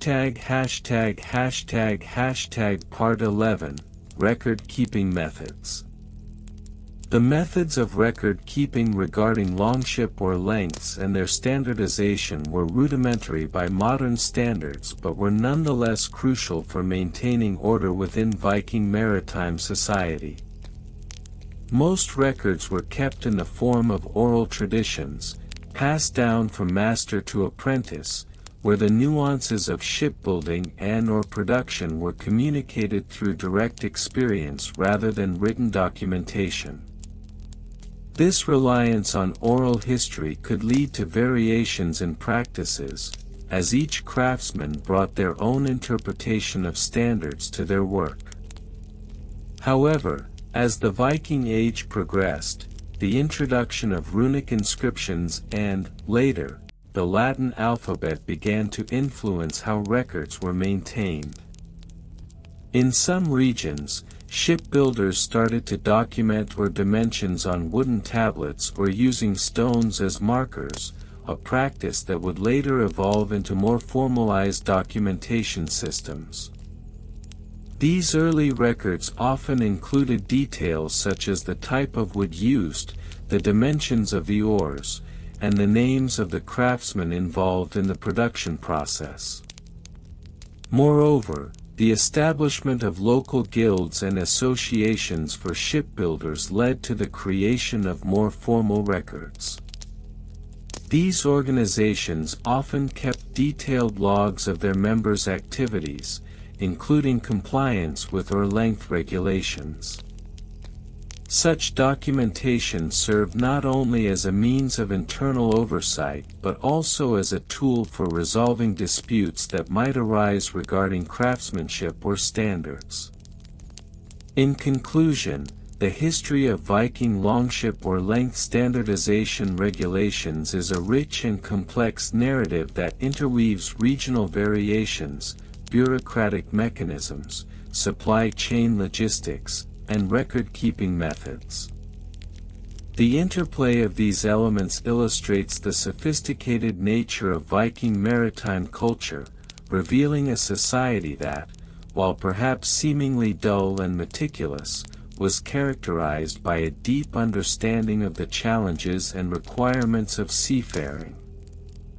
As we delve deeper into the minutiae of this history, we uncover not only the practicalities of oar-length regulations but also the broader implications for Viking social structure, trade relations, and cultural exchange. Such insights, while perhaps tedious in their detail, are essential for a comprehensive understanding of the Viking legacy in maritime history. ###The dull history of Viking Longship Oar-length standardization regulations, continued. ###Regional variations and comparisons. The vast geographical expanse of the Viking world, stretching from the icy fjords of Norway to the windswept coasts of Ireland, resulted in a plethora of regional variations in the length and design of longship oars. These variations, while ostensibly minor, were often reflective of local customs, maritime needs, and the physical characteristics of the waterways navigated by different Viking communities. In the northernmost regions, such as Scandinavia, longship oars tended to be longer, often exceeding 4.5 meters. This was largely due to the necessity of maneuvering in the deeper fjords and navigating the tumultuous waters of the North Atlantic. Comparatively, in the more sheltered waters of the Baltic Sea, where shorter and more agile vessels were favored, oar lengths were frequently reduced to around 3.5 meters. This discrepancy in oar length was not merely a matter of preference, it was deeply intertwined with the local ecology and the specific maritime demands faced by each community. Moreover, the oars of the East Norse, such as those from the Swedish and Danish regions, exhibited a different curvature and tapering than their West Norse counterparts. These subtle differences in design were influenced by the varying types of wood available in the regions. The denser, heavier woods found in the forests of Sweden were often favored for their durability, leading to a more robust and heavier oar, while the lighter, more flexible woods available in Norway contributed to the creation of oars that were both longer and more suited for rapid maneuverability.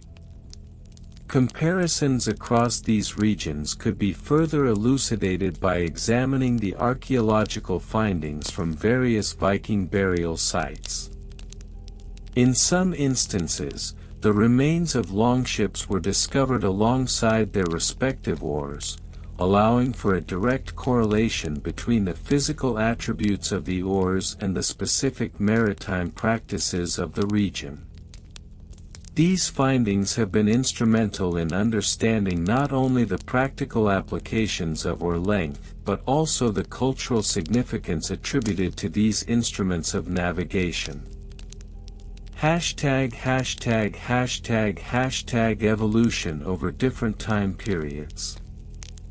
The evolution of or length standardization regulations cannot be divorced from the broader historical context in which the Vikings operated. Initially, during the early Viking Age, circa 793 to 850 AD, there was little to no formalized standardization of oar lengths.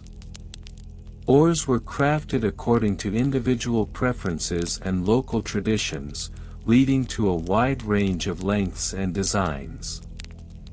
As Viking raids and trade expanded throughout Europe, the need for increased efficiency in ship design and construction became paramount.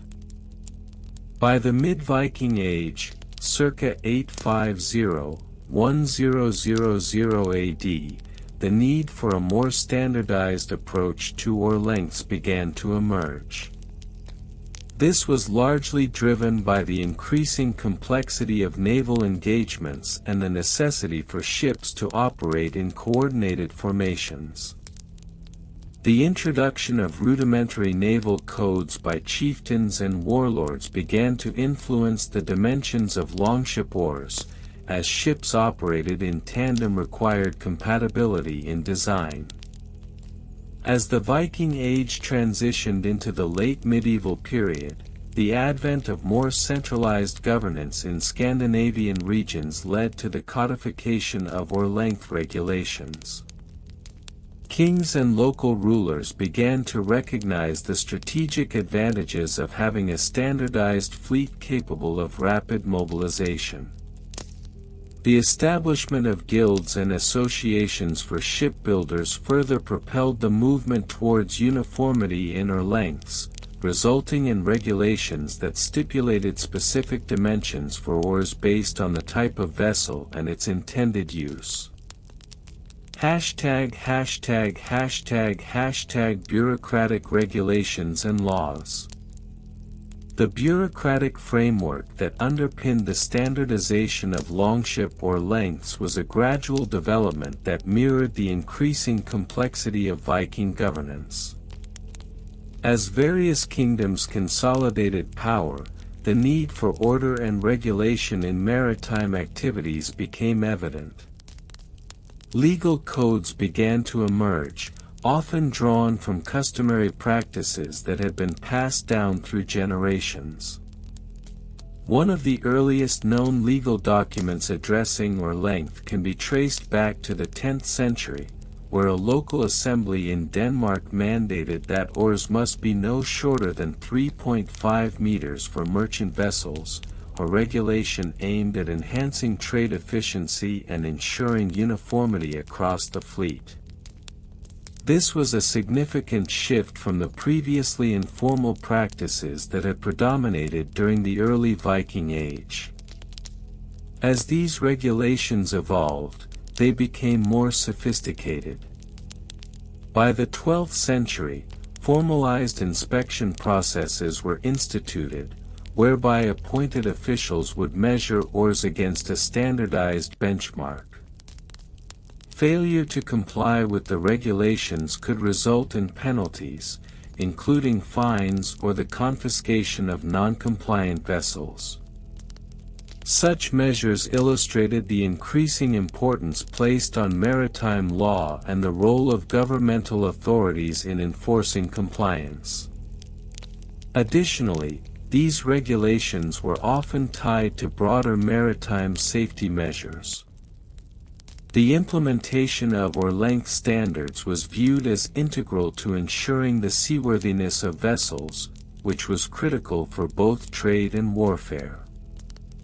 The bureaucratic apparatus thus expanded to encompass not just the measurement of oars but also the oversight of shipbuilding practices, maintenance schedules, and the training of oarsmen. Supply chain and logistics.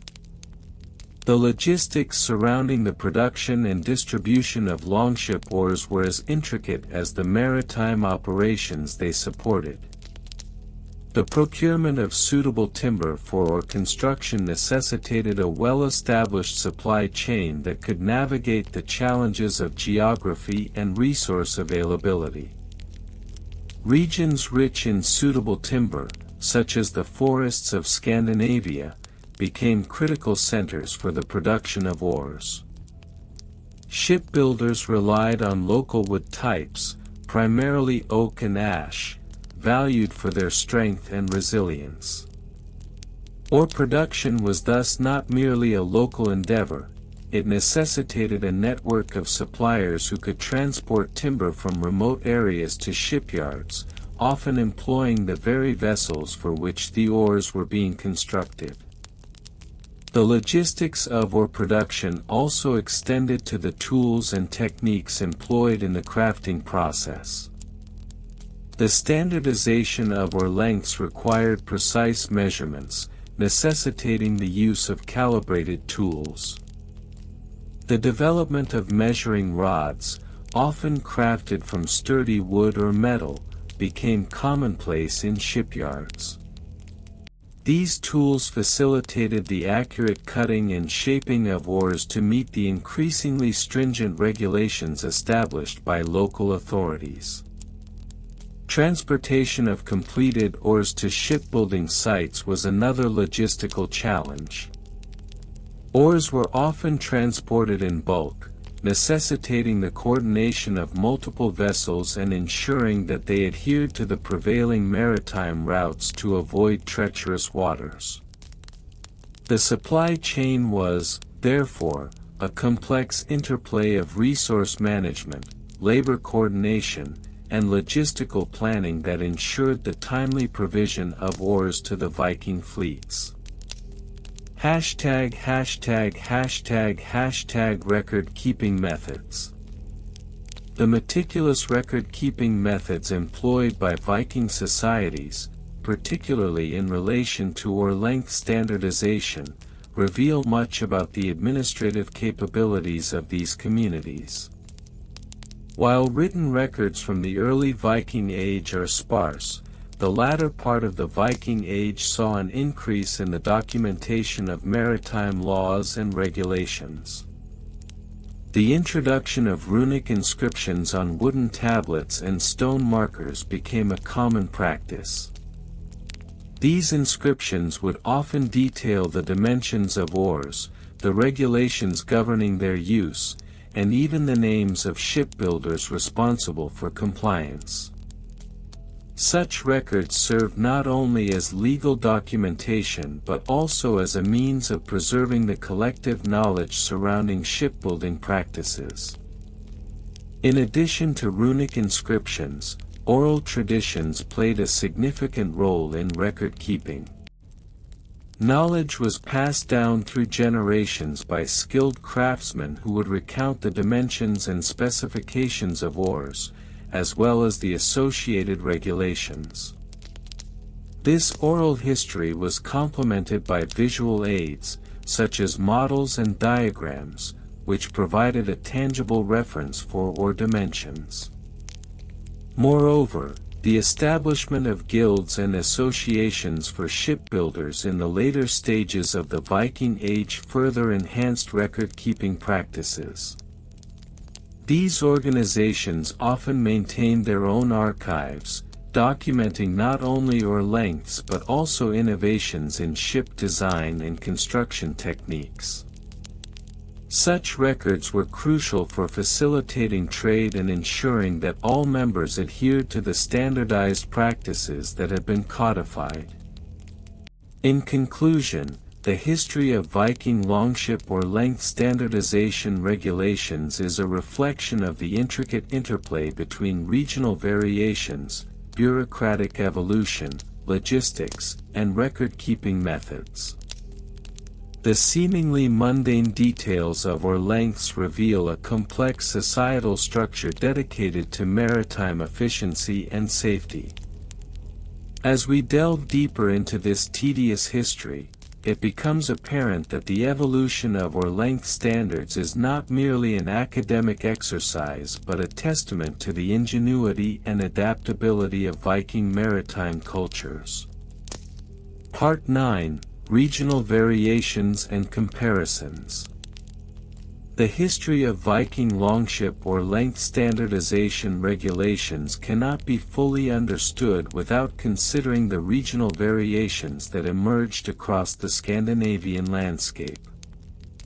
The geographic diversity of the Viking territories, spanning from the rugged fjords of Norway to the fertile plains of Denmark, influenced not only the design and construction of longships but also the oar lengths that were deemed appropriate in different locales.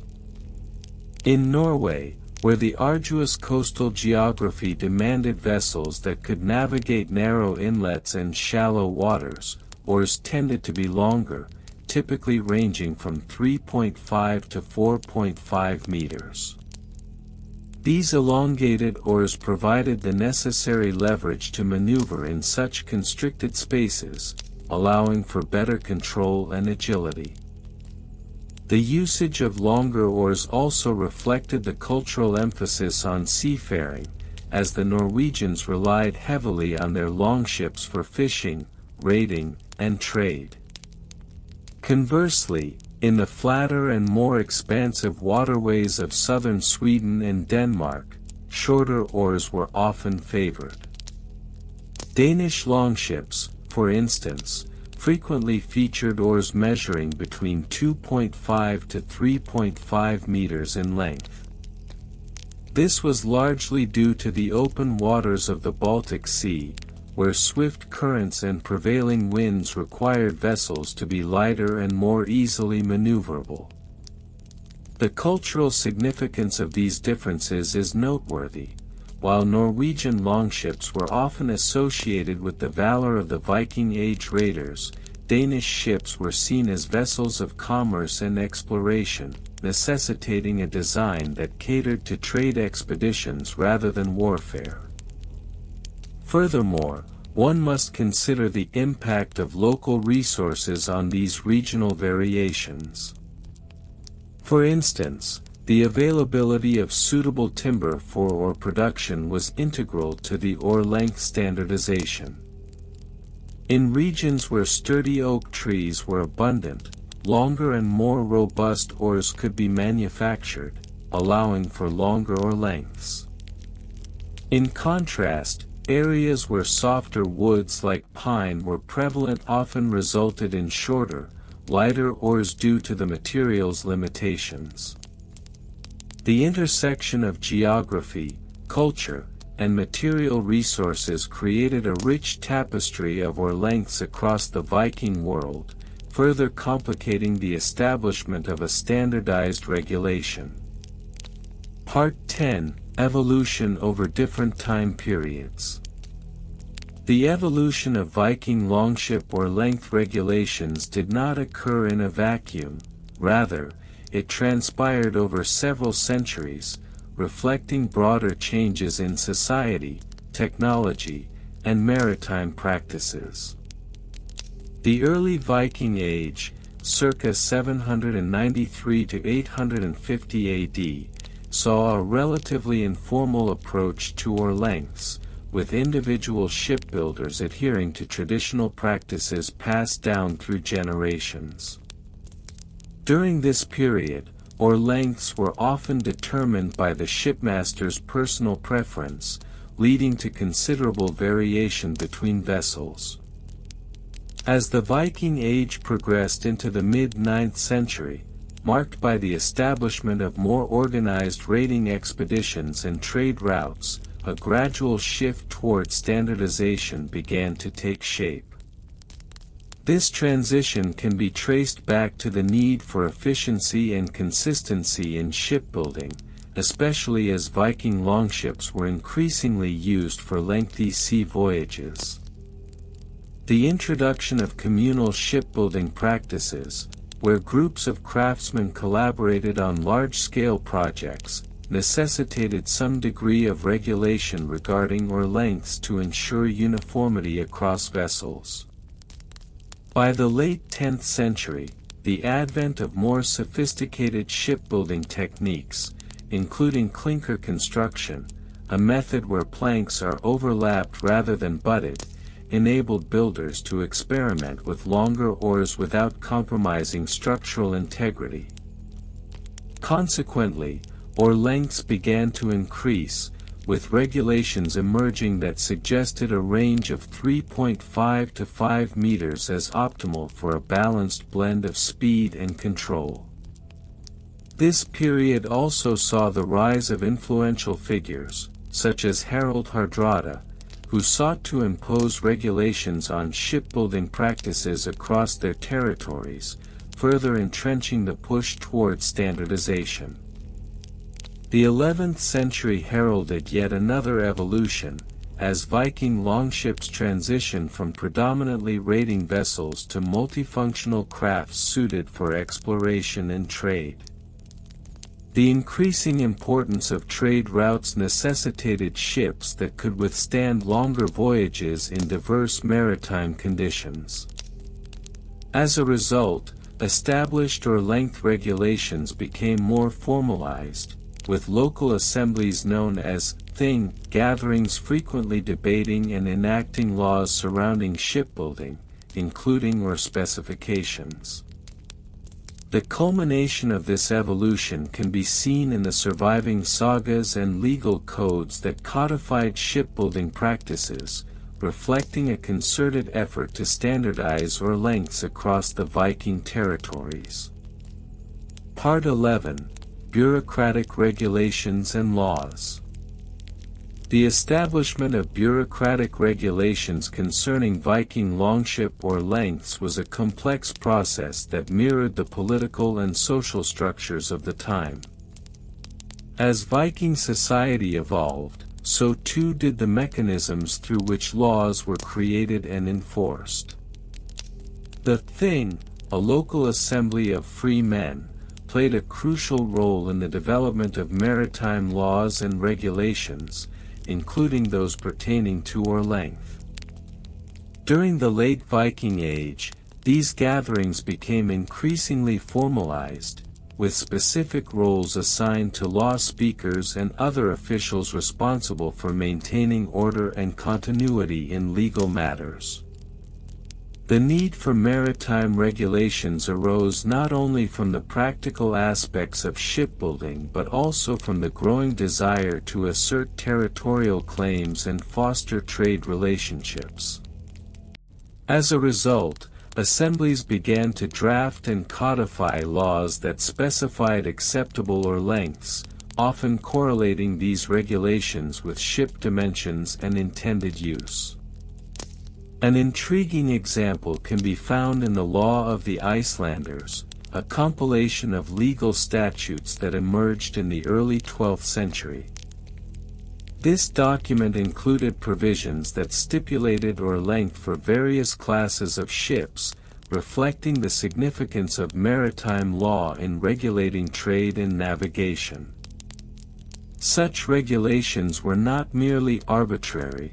They served to prevent disputes among shipbuilders and navigators, ensuring that vessels were equipped for the specific challenges of the waters they traversed. In addition to local assemblies, regional leaders and chieftains also played a significant role in enforcing oar length regulations. Their authority allowed them to impose penalties for non-compliance, ranging from fines to the confiscation of improperly constructed vessels. The interplay between local customs and authoritative decrees contributed to a complex web of maritime laws that governed oar lengths, with variations often arising from regional interpretations of these regulations. Part 12. Supply chain and logistics. The logistics of producing Viking longship oars and ensuring compliance with length regulations involved a multifaceted supply chain, encompassing everything from raw material procurement to the distribution of finished products. The efficient management of this supply chain was essential for maintaining the seafaring prowess of Viking society. The primary material used for oar construction was timber, and the selection of appropriate wood types was crucial.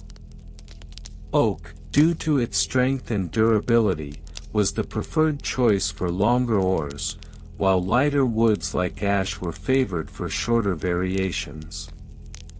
The procurement process often involved the transportation of lumber from forests located miles away from shipbuilding sites, necessitating a coordinated effort among craftsmen, laborers, and traders.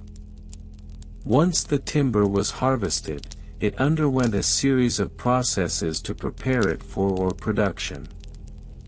This included debarking, shaping, and drying the wood to ensure it met the required specifications. The logistical challenges associated with this preparation were often mitigated through the establishment of specialized workshops, where craftsmen could efficiently produce oars according to the established regulations. Distribution of finished oars also posed logistical challenges. With longships often built in communal shipyards, the need to transport oars to various locations for assembly became a significant consideration. River systems and coastal routes facilitated the movement of these components, although the risk of piracy and adverse weather conditions presented ongoing challenges. The coordination of these transportation efforts underscored the interconnectedness of Viking society, illustrating how the requirements of shipbuilding extended beyond individual communities to encompass a broader network of trade and logistics. Part 13: Record-Keeping Methods. In an age prior to modern documentation, the methods of record-keeping regarding Viking longship oar lengths and associated regulations were rudimentary yet effective. The reliance on oral tradition played a significant role in maintaining knowledge of acceptable oar lengths, with experienced shipbuilders imparting their expertise to apprentices through verbal instruction. This method, while effective in preserving practical knowledge, lacked the permanence of written records. However, as the importance of maritime law and shipbuilding practices grew, so too did the need for more formalized documentation. The introduction of runic inscriptions and later, Latin script, enabled the recording of oar specifications and regulations in written form. These inscriptions were often carved into wooden tablets or stone markers, serving as legal documents that could be referenced during assemblies or disputes. In addition to inscriptions, the Viking sagas and chronicles, composed by skalds and historian figures, also contributed to the preservation of knowledge regarding oar lengths and shipbuilding practices. These narratives often included detailed descriptions of longships, their construction, and the cultural significance of their use, providing insights into the evolving standards of oar lengths. Moreover, the establishment of legal codes, such as the aforementioned Law of the Icelanders, provided a framework for record-keeping that encompassed not only oar lengths but also broader maritime practices. These codes were often transcribed and disseminated among communities, ensuring that the regulations surrounding shipbuilding were accessible and enforceable. In conclusion, the tedious history of Viking longship oar length standardization regulations is a rich tapestry woven from the threads of regional variations, evolving practices, bureaucratic regulations, logistical challenges, and record-keeping methods. Each aspect is intricately interlinked, serving to illustrate the complexity of Viking maritime culture and its enduring legacy in the annals of history. The minutiae of oar lengths may seem mundane, yet they reflect a profound understanding of the interplay between society, technology, and the maritime world that defined the Viking Age. The dull history of Viking longship oar length standardization regulations, Part 10. As we proceed to the next segment in the exhaustive examination of Viking longship or length standardization regulations, it is imperative that we delve into the regional variations and comparisons that influenced the development of these regulations. The Viking Age, spanning from approximately 793 to 1066 AD, was characterized by a multitude of regional practices influenced by local resources, cultural nuances, and navigational necessities. This complexity is mirrored in the oar length standards that emerged in different Scandinavian communities. Regional variations and comparisons. In the fjords of Norway, the longships were predominantly adapted for navigating the rugged coastline and intricate waterways. The oar lengths in this area were often shorter, reflecting the need for greater maneuverability in tight spaces. Historical records, albeit sparse, suggest that oars in this region averaged around 3.5 to 4.5 meters, allowing rowers to execute swift turns and agile movements. Comparatively, in Denmark, where the waters were generally broader and less constricted, oar lengths tended to be longer, averaging between 4.5 to 5.5 meters. This discrepancy can be attributed to the open sea conditions that favored longer strokes for greater propulsion. Furthermore, the adaptation of oar lengths in different regions was influenced by the specific types of longships utilized. The Nar, a cargo vessel used primarily for trade, required longer oars for effective rowing over longer distances. In contrast, the Drakkar, known for its speed and agility during raids, favored shorter oars that allowed for rapid directional changes. Thus, the inherent functional differences led to a natural evolution in oar length practices, showcasing the regional variances in the Viking maritime culture. Evolution over different time periods. The evolution of oar length standardization regulations also reflects broader shifts in Viking society, technology, and maritime practices over time. In the early Viking Age, oar lengths were likely determined by individual craftsmen based on available materials and local traditions. As trade routes expanded and interaction with other cultures increased, a gradual move towards more standardized practices began to emerge. By the late 9th century, with the establishment of more complex trade networks and the emergence of larger shipbuilding enterprises, the need for regulation became increasingly apparent. The introduction of guilds and maritime associations led to the first documented attempts at standardizing oar lengths, albeit in an informal capacity.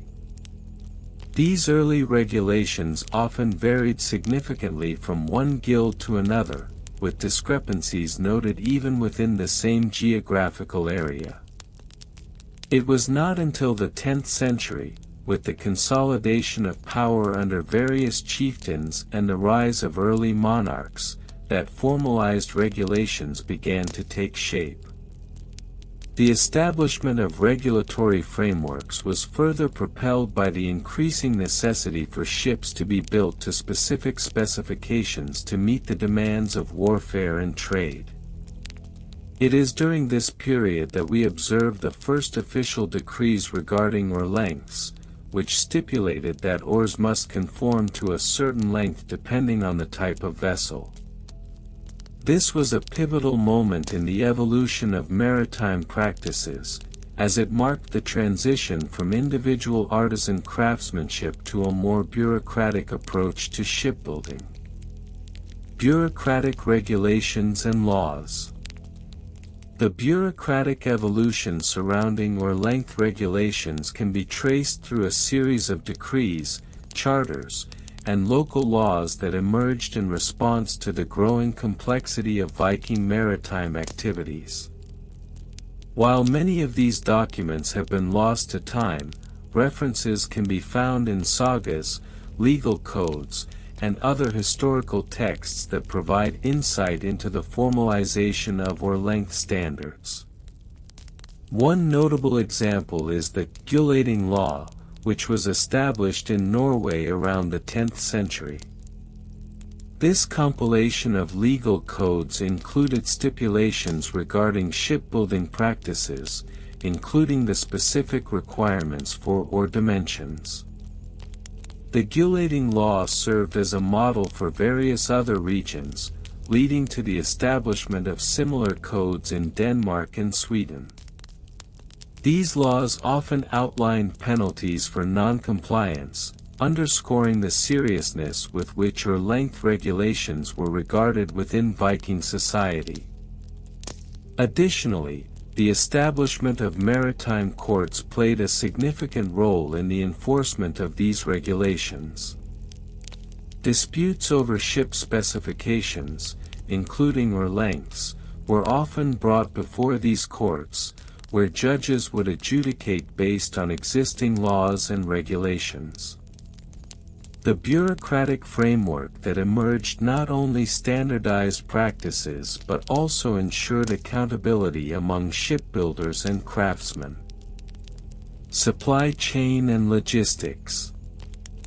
The supply chain and logistics surrounding the procurement of materials for longship oars cannot be overlooked in the context of standardization regulations.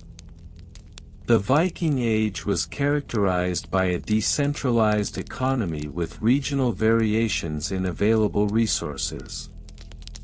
Wood, the primary material for oar construction, was sourced from various types of trees, including oak, ash, and pine, depending on local availability. The selection of wood was critical, as different types offered varying levels of buoyancy, flexibility, and durability. Consequently, the standardization of oar lengths was closely tied to the characteristics of the wood available in each region. For instance, oak, while strong and robust, was often heavier, leading to a preference for shorter oars in regions where this material was predominantly used. Conversely, lighter woods like ash allowed for longer oar designs, which could be utilized effectively in open water conditions. Furthermore, the logistics of transporting oar materials highlighted the interconnectedness of Viking trade routes. Timber was often transported via waterways, necessitating careful planning and coordination. The need for standardized oar lengths ensured that shipbuilders could efficiently source materials and produce oars that met the requirements of the various vessels being constructed. This logistical aspect of oar production further reinforced the importance of regulations, as it streamlined the supply chain and minimized waste. Record-keeping methods. The meticulous nature of record-keeping methods during the Viking Age is another critical aspect of the standardization of longship oar lengths. While the Vikings are often noted for their oral traditions, the necessity for record-keeping in relation to shipbuilding and maritime practices cannot be overstated. The advent of runic writing provided an essential means for documenting regulations, contracts, and specifications pertaining to oar lengths. Records pertaining to oar lengths were typically inscribed on wooden tablets, stones, or even bones, with varying degrees of detail. These inscriptions often included information about the type of vessel, the required oar length, and the penalties for non-compliance. In some cases, records were maintained at regional maritime courts or within guilds, where they served as a reference for craftsmen and shipbuilders. Additionally, the introduction of more formalized record-keeping practices contributed to a growing understanding of best practices in shipbuilding. Shipwrights began to document successful designs, including the optimal oar lengths for various vessels, which would be passed down through generations. This accumulation of knowledge not only facilitated the standardization of oar lengths but also contributed to advancements in shipbuilding techniques.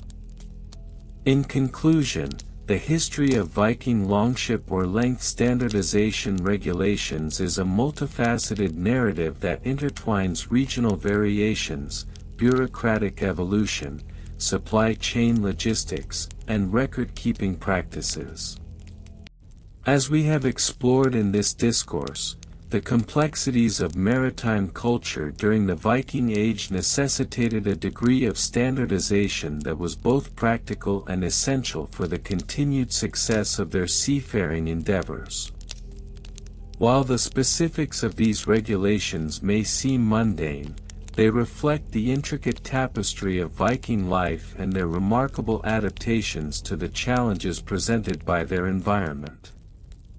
The legacy of these practices continues to resonate in contemporary nautical standards, reminding us of the enduring impact of Viking maritime traditions on modern seafaring practices.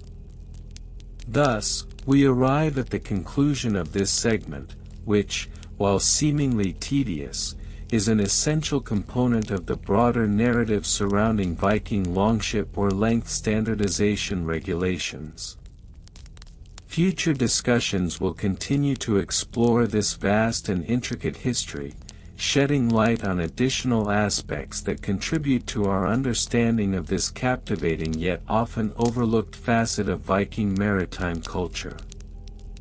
The history of Viking longship oar length standardization regulations is a topic that, while seemingly mundane, provides a fascinating glimpse into the socio-political and maritime practices of the Norsemen between the 8th and 11th centuries.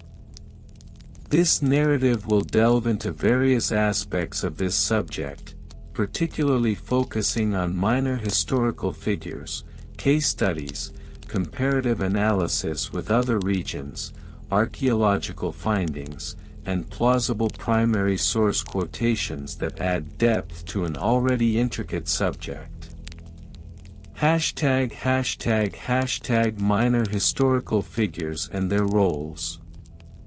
While the sagas often highlight prominent figures such as Eric the Red and Leif Erikson, there were countless other individuals whose contributions, though not celebrated in popular literature, played significant roles in the development of longship oar standards.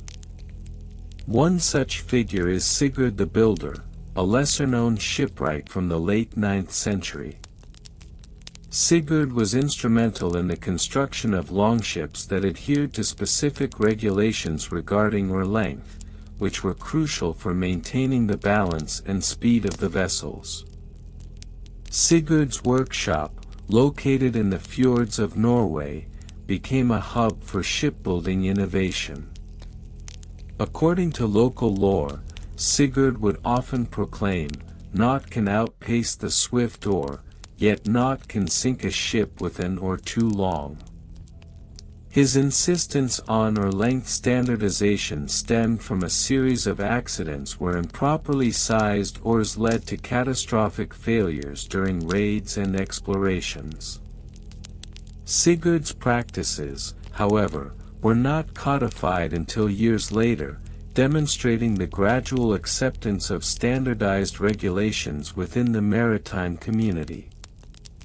Another figure, Freydis the Navigator, was notable for her unconventional methods of evaluating oar length.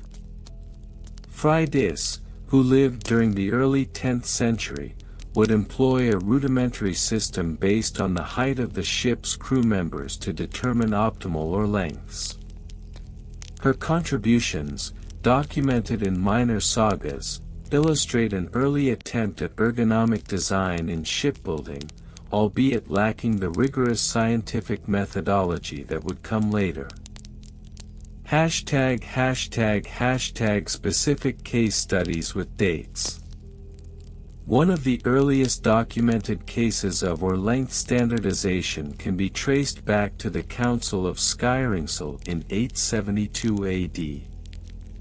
This council was convened by King Harald Fairhair, who sought to unify the disparate tribes of Norway under a common set of maritime regulations. During this council, shipbuilders and sailors debated the merits of various oar lengths, ultimately agreeing on a standard length of approximately 3.5 meters for the majority of longships. An interesting case study emerged from the Battle of Hafrsfjord in 884 AD, where Viking ships were employed in a large-scale naval engagement. Historical records indicate that several ships suffered from inadequate oar lengths, resulting in slower maneuverability during the battle. Following this event, King Harald Fairhair mandated a review of shipbuilding practices, leading to the establishment of a centralized workshop for the production of standardized oars, known as the Oar House of Rogaland. In contrast, by the year 1000 AD, the rise of the Kievan Rus brought about a new set of challenges regarding oar standardization. The Vikings, now engaging in trade and warfare along the rivers of Eastern Europe, faced varying conditions that necessitated different oar lengths. In response, a symposium was held in Novgorod, where Viking representatives from various regions gathered to discuss and formalize the differences in oar lengths required for the rivers versus the open sea. This meeting resulted in a dual standard system that allowed for flexibility based on geographic constraints. Comparative analysis with other regions. When comparing Viking longship oar length standardization to other maritime cultures, particularly the Mediterranean and East Asian civilizations, several key differences emerge. The Phoenicians, known for their advanced shipbuilding techniques, operated under a different philosophy. They prioritized the use of shorter, stubbier oars for their biremes, which allowed for rapid rowing and better maneuverability in their coastal waters. The standardized oar length for Phoenician ships was around 2.5 meters, significantly shorter than the Viking standard. In East Asia, particularly within the Chinese maritime tradition, oar length was often determined by the type of vessel and its intended purpose. The Song dynasty, for instance, saw the emergence of cargo ships known as zhong, which utilized oars that could extend up to 4 meters in length. The Chinese shipbuilders took into account not only the physical attributes of the crew but also the role of wind and sails, leading to a more integrated approach to oar length standardization. The contrast in these practices highlights the Vikings' unique approach to maritime engineering, where the emphasis was placed on creating versatile longships capable of traversing various environments, from the open sea to shallow rivers. This adaptability necessitated a more rigid standardization of oar lengths, a practice that would evolve over time but remained fundamentally tied to the Viking identity.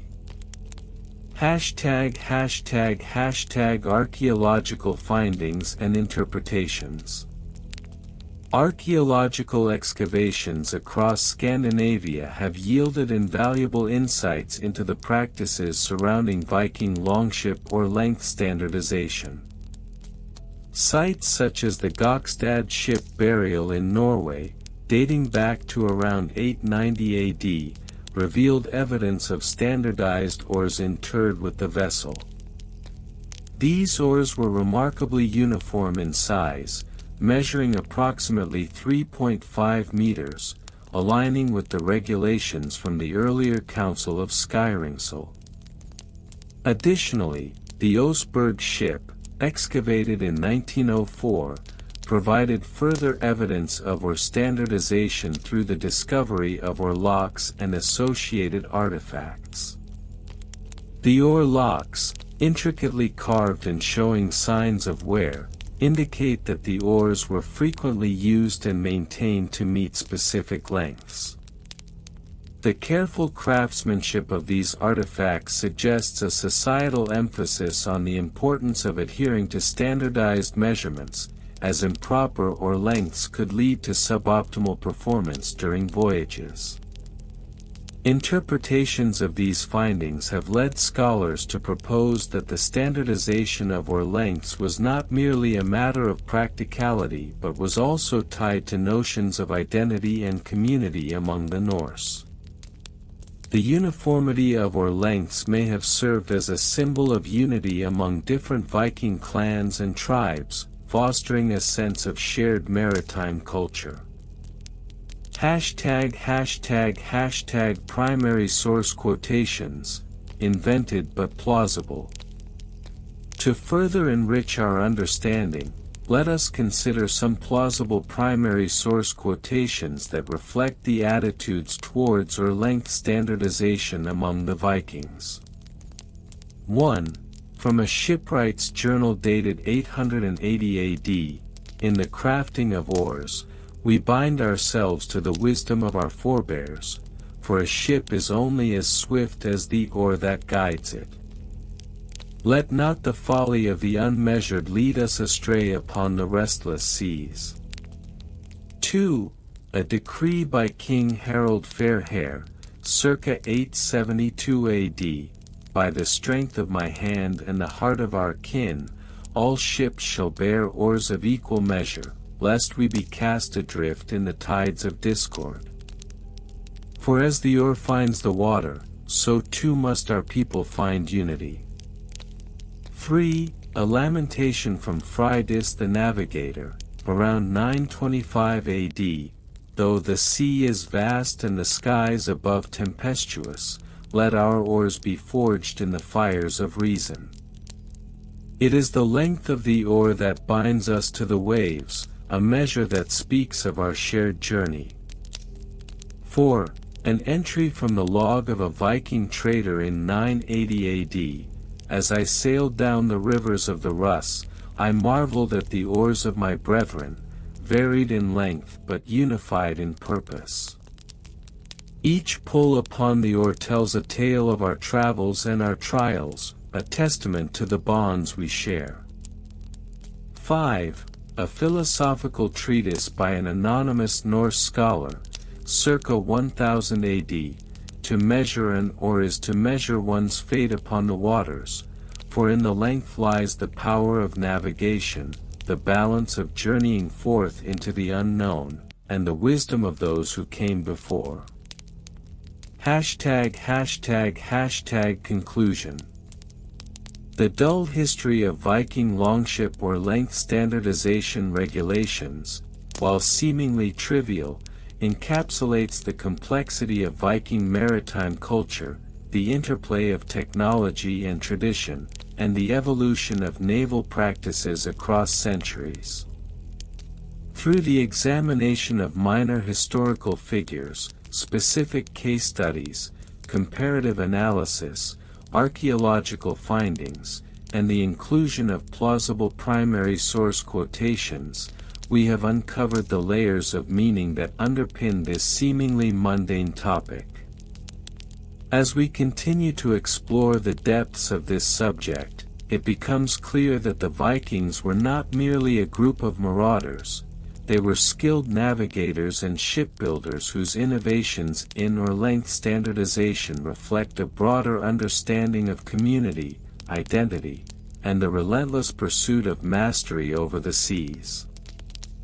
This exploration, though it may induce fatigue, offers a profound insight into the maritime legacy of the Norse, a testament to their enduring influence on the world of seafaring. And so, dear listeners, we come to the end of our gentle exploration into the somewhat dull, yet fascinating history of Viking longship or length standardization regulations. It may not have been the most thrilling of topics, but we hope you found the nuances of maritime practices during the Viking Age to be a soothing backdrop, perfect for drifting into a restful slumber. We began our journey by delving into the origins of Viking shipbuilding, where the artistry and craftsmanship of these remarkable vessels were first established. We then meandered through the intricacies of oar length, discussing how practical considerations led to the formation of regulations that, while seemingly mundane, were essential for the efficiency and effectiveness of Viking seafaring. Each detail we shared was a thread woven into the rich tapestry of history, reminding us that even the most ordinary aspects of life can hold significance and merit our attention.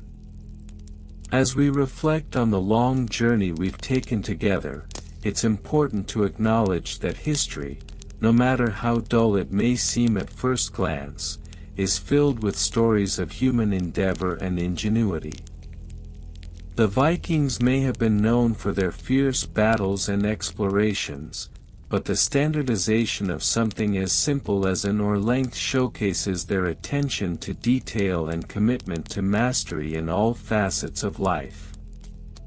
Thank you, dear listeners, for joining me as we navigated through this seemingly mundane topic. Your willingness to engage with the quieter aspects of history speaks volumes about your curiosity and open-mindedness. I hope that this exploration has not only provided you with some interesting insights but also helped to create a tranquil atmosphere for you to unwind and relax. As you prepare to drift off into the world of dreams, may you find comfort in the rhythms of the waves and the gentle sway of a longship under a starlit sky. May your sleep be deep and restorative, filled with peaceful thoughts and serene visions. If you find yourself needing a moment of calm, or if the allure of Viking maritime history beckons you once more, feel free to replay this soothing narrative at any time. With that, I wish you a peaceful good night, dear listeners. May the quiet embrace of sleep wrap around you like a soft blanket, carrying you off into a realm of tranquility and sweet dreams. Good night, and until next time, may you sail smoothly through the waters of rest.